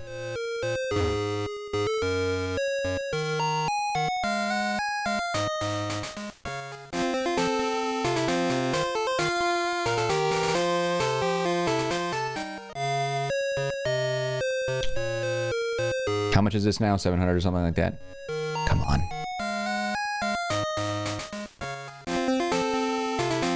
I lost track.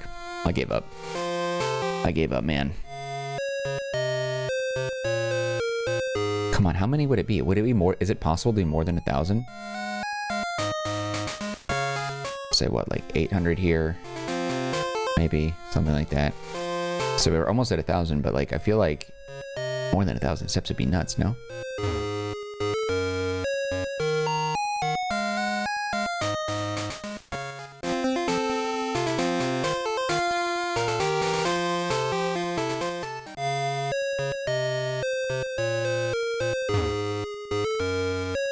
I'm gonna call this 900 down here. Do 2 more. Oh, I thought that was gonna be the stopping point for the egg. There we go. Come on.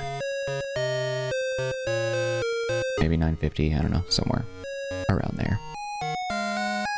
This is a long egg hatching process. This is like really ridiculous.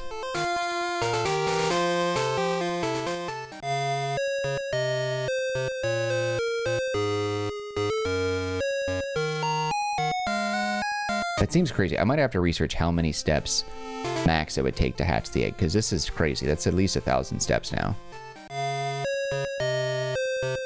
Let's take a look and inspect it. What does it say? Ugh. More freaking time, though. Okay, let's see.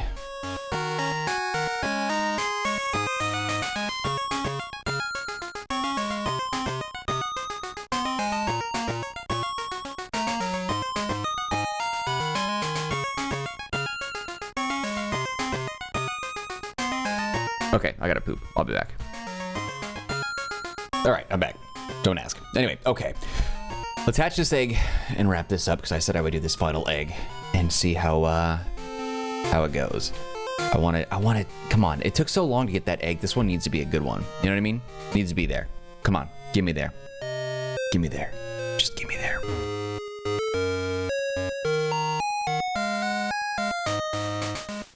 This has been over 1,000 steps. I feel like that's nuts. I didn't look to see like how many steps it needs to take, like the maximum steps for an egg, but like there's got to be some weird thing going on with this where it's like it doesn't want to give me eggs that often, nor does it want to hatch. This is going to take me a really long time, which is why I don't want to do this on the videos.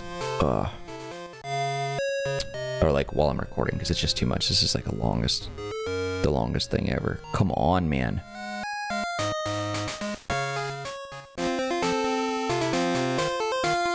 I'm not even gonna bother locking. What? I'm not even gonna bother looking for the daycare man to see if he's leaving any extra eggs, so I'm not gonna grab him right now. Although actually I probably should do that. That's stupid not to, because it's extra steps that I'm wasting. Is he even there? Yes! He's back. Yeah, I might as well. It would be dumb not to. I might as well grab him.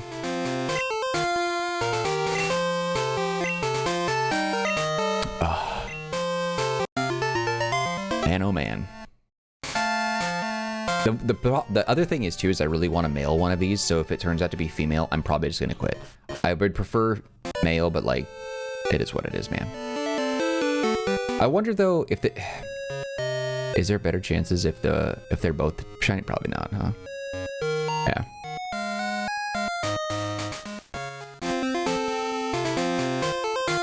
I'll keep an eye on him just in case he has more eggs. Oh man. This is probably not the longest video on my channel, but it's getting close. It might be. I think I might have an Elder Scrolls Morrowind video that's a little longer. I just can't believe this is taking so long. Like, not only to get this one egg and then we just got another one, but the first one right before this and then the hatching, like, the steps are ridiculous. Which one was it? We should have 2 eggs now.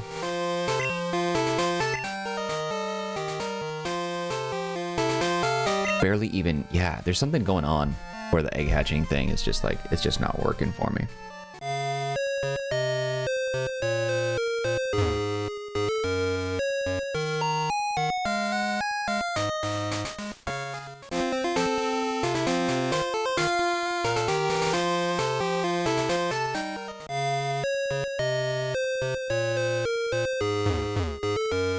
After we hatch this egg, I'm gonna take a break, I'm gonna have some food, and then I'm gonna come back and then I'm gonna like just grind out some eggs on my own, and then because I'm gonna do this once until I get the shiny. It's like there's, yeah, no matter what.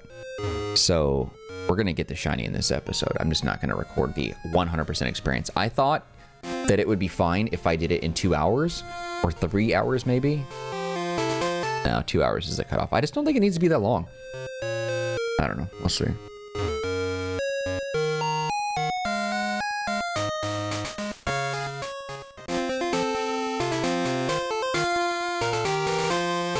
God, just a long video. And I think also too, people are going to be turned off by the length of the video. That's the problem. It's going to be such a long one that people aren't going to want to watch.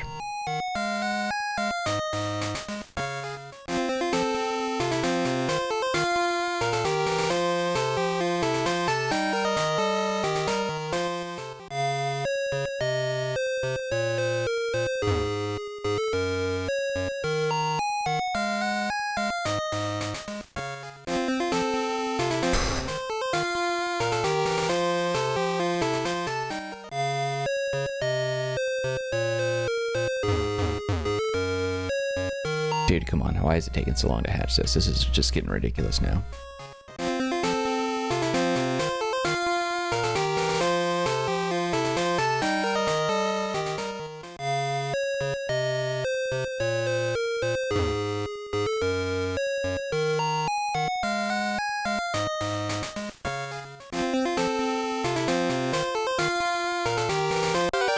Ah, crap.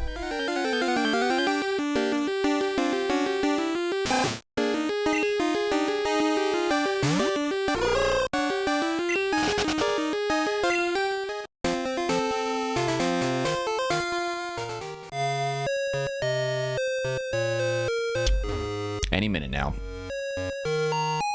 Any minute.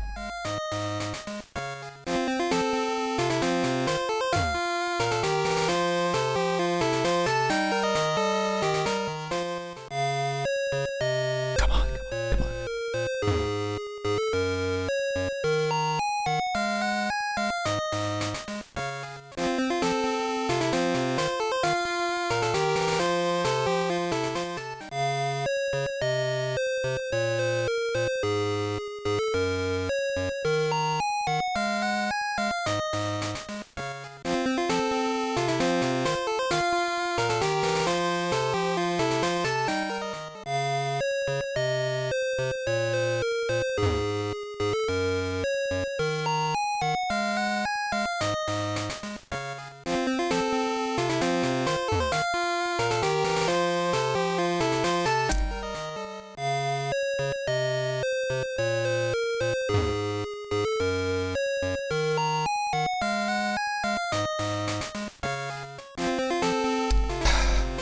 This is exhausting.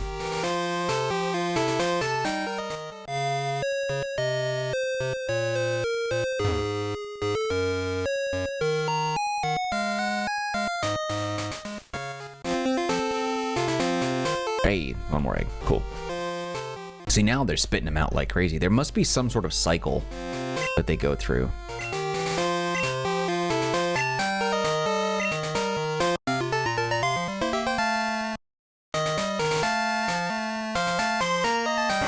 All right, 3 eggs now.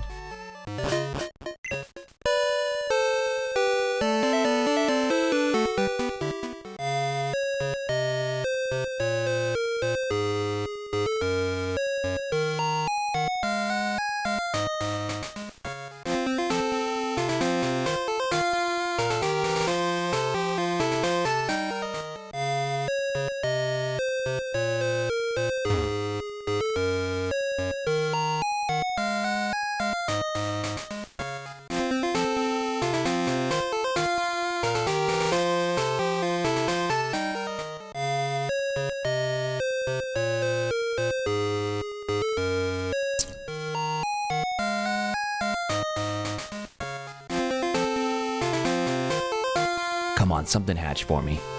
This is getting close to 2,000 steps, and that just seems a little insane to me. A lot insane, actually. Come on. Keep checking my email again, hoping that my shoes arrive, but I know they're not going to. I gotta stop, but I just can't help it.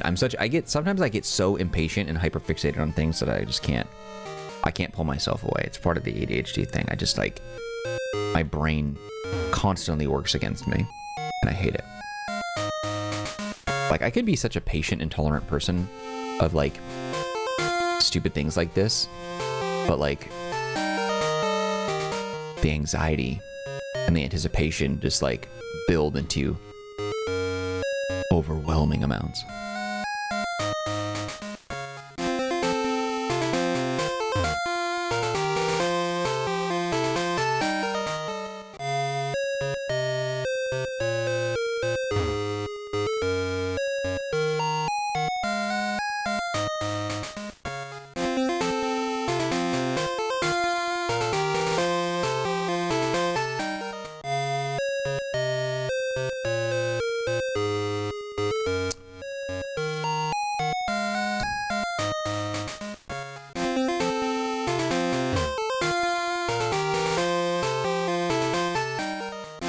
I don't know why I did that. I don't know why I just stopped and then came back, but somehow, like, my body's on autopilot right now trying to do this nonsense.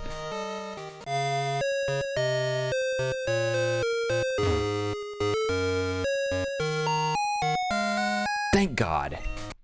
Longest egg ever. And it's not going to be shiny either, which is what pisses me off, but I said I was going to do one more egg, so here's 10 more minutes of video for that. Yeah, non-shiny. Okay. All right, well, it's not a wrap on the video just yet, but I am going to go ahead and just take a break, and then we'll be back once I actually get the shiny. So, anyway, thanks for watching this portion of it. I'll see you when the shiny happens, whenever the heck that is.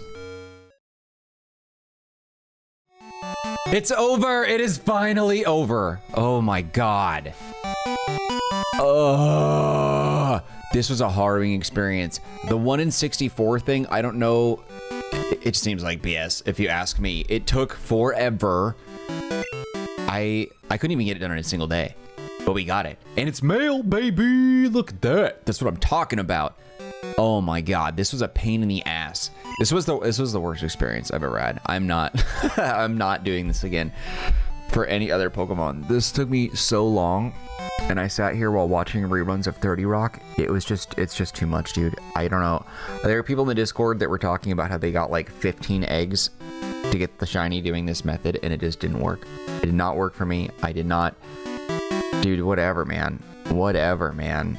I don't know how long, I don't know how many eggs it took, but it was way more than 60. I have no idea how it worked, but I do whatever. This was a long freaking video, and I was hoping to all do it one go, but it took me more than a day to get this done. I don't ever want to do this again. I don't ever want to do a shiny hunt again like this. This is a nightmare, dude. It's a nightmare. I hate it. I hate it. I hate it. I don't know what my luck was, but it was so bad. It was so bad. I just don't... Whatever, but we finally got it. Okay, so fantastic. I don't know. I thought maybe for a long time I was doing something wrong. I'm like, why is it taking so long for this? Why are the eggs taking so long? And I just couldn't... I don't know. I don't know what the deal is. The infographic, I was looking at this multiple times, and I was just trying to like, and I've got it linked in the description box too, so you can see it if you're interested. But like, I just don't get it, man. Yeah, I don't know why it took as long as it did. Yeah, Jesus. But yeah, we got through it. We got it. I got my shiny Horsey, so I'm gonna build up its levels and get it evolved into Kingdra ASAP. I think it evolves at level 40. Typically, Seadra evolves into Kingdra through a trade with the Dragon Scale, but with the modifications I made to the game to remove the trade mechanic, he should evolve by leveling up at level 40. So, yeah, I'm stoked on that. Thank you guys for dealing with this. Hopefully you guys don't mind the length of the video. I doubt anyone's going to watch it all the way through, but if you did, thanks. Either way, thank you guys for watching and dealing with all this, and yeah, I don't know. This was a long... I can't. I feel delirious right now, but thank you for watching. Like, comment, subscribe, blah, blah, blah, blah. Description box, stuff down there, whatever. Anyway, that's it for me. Take care. I'll see you later.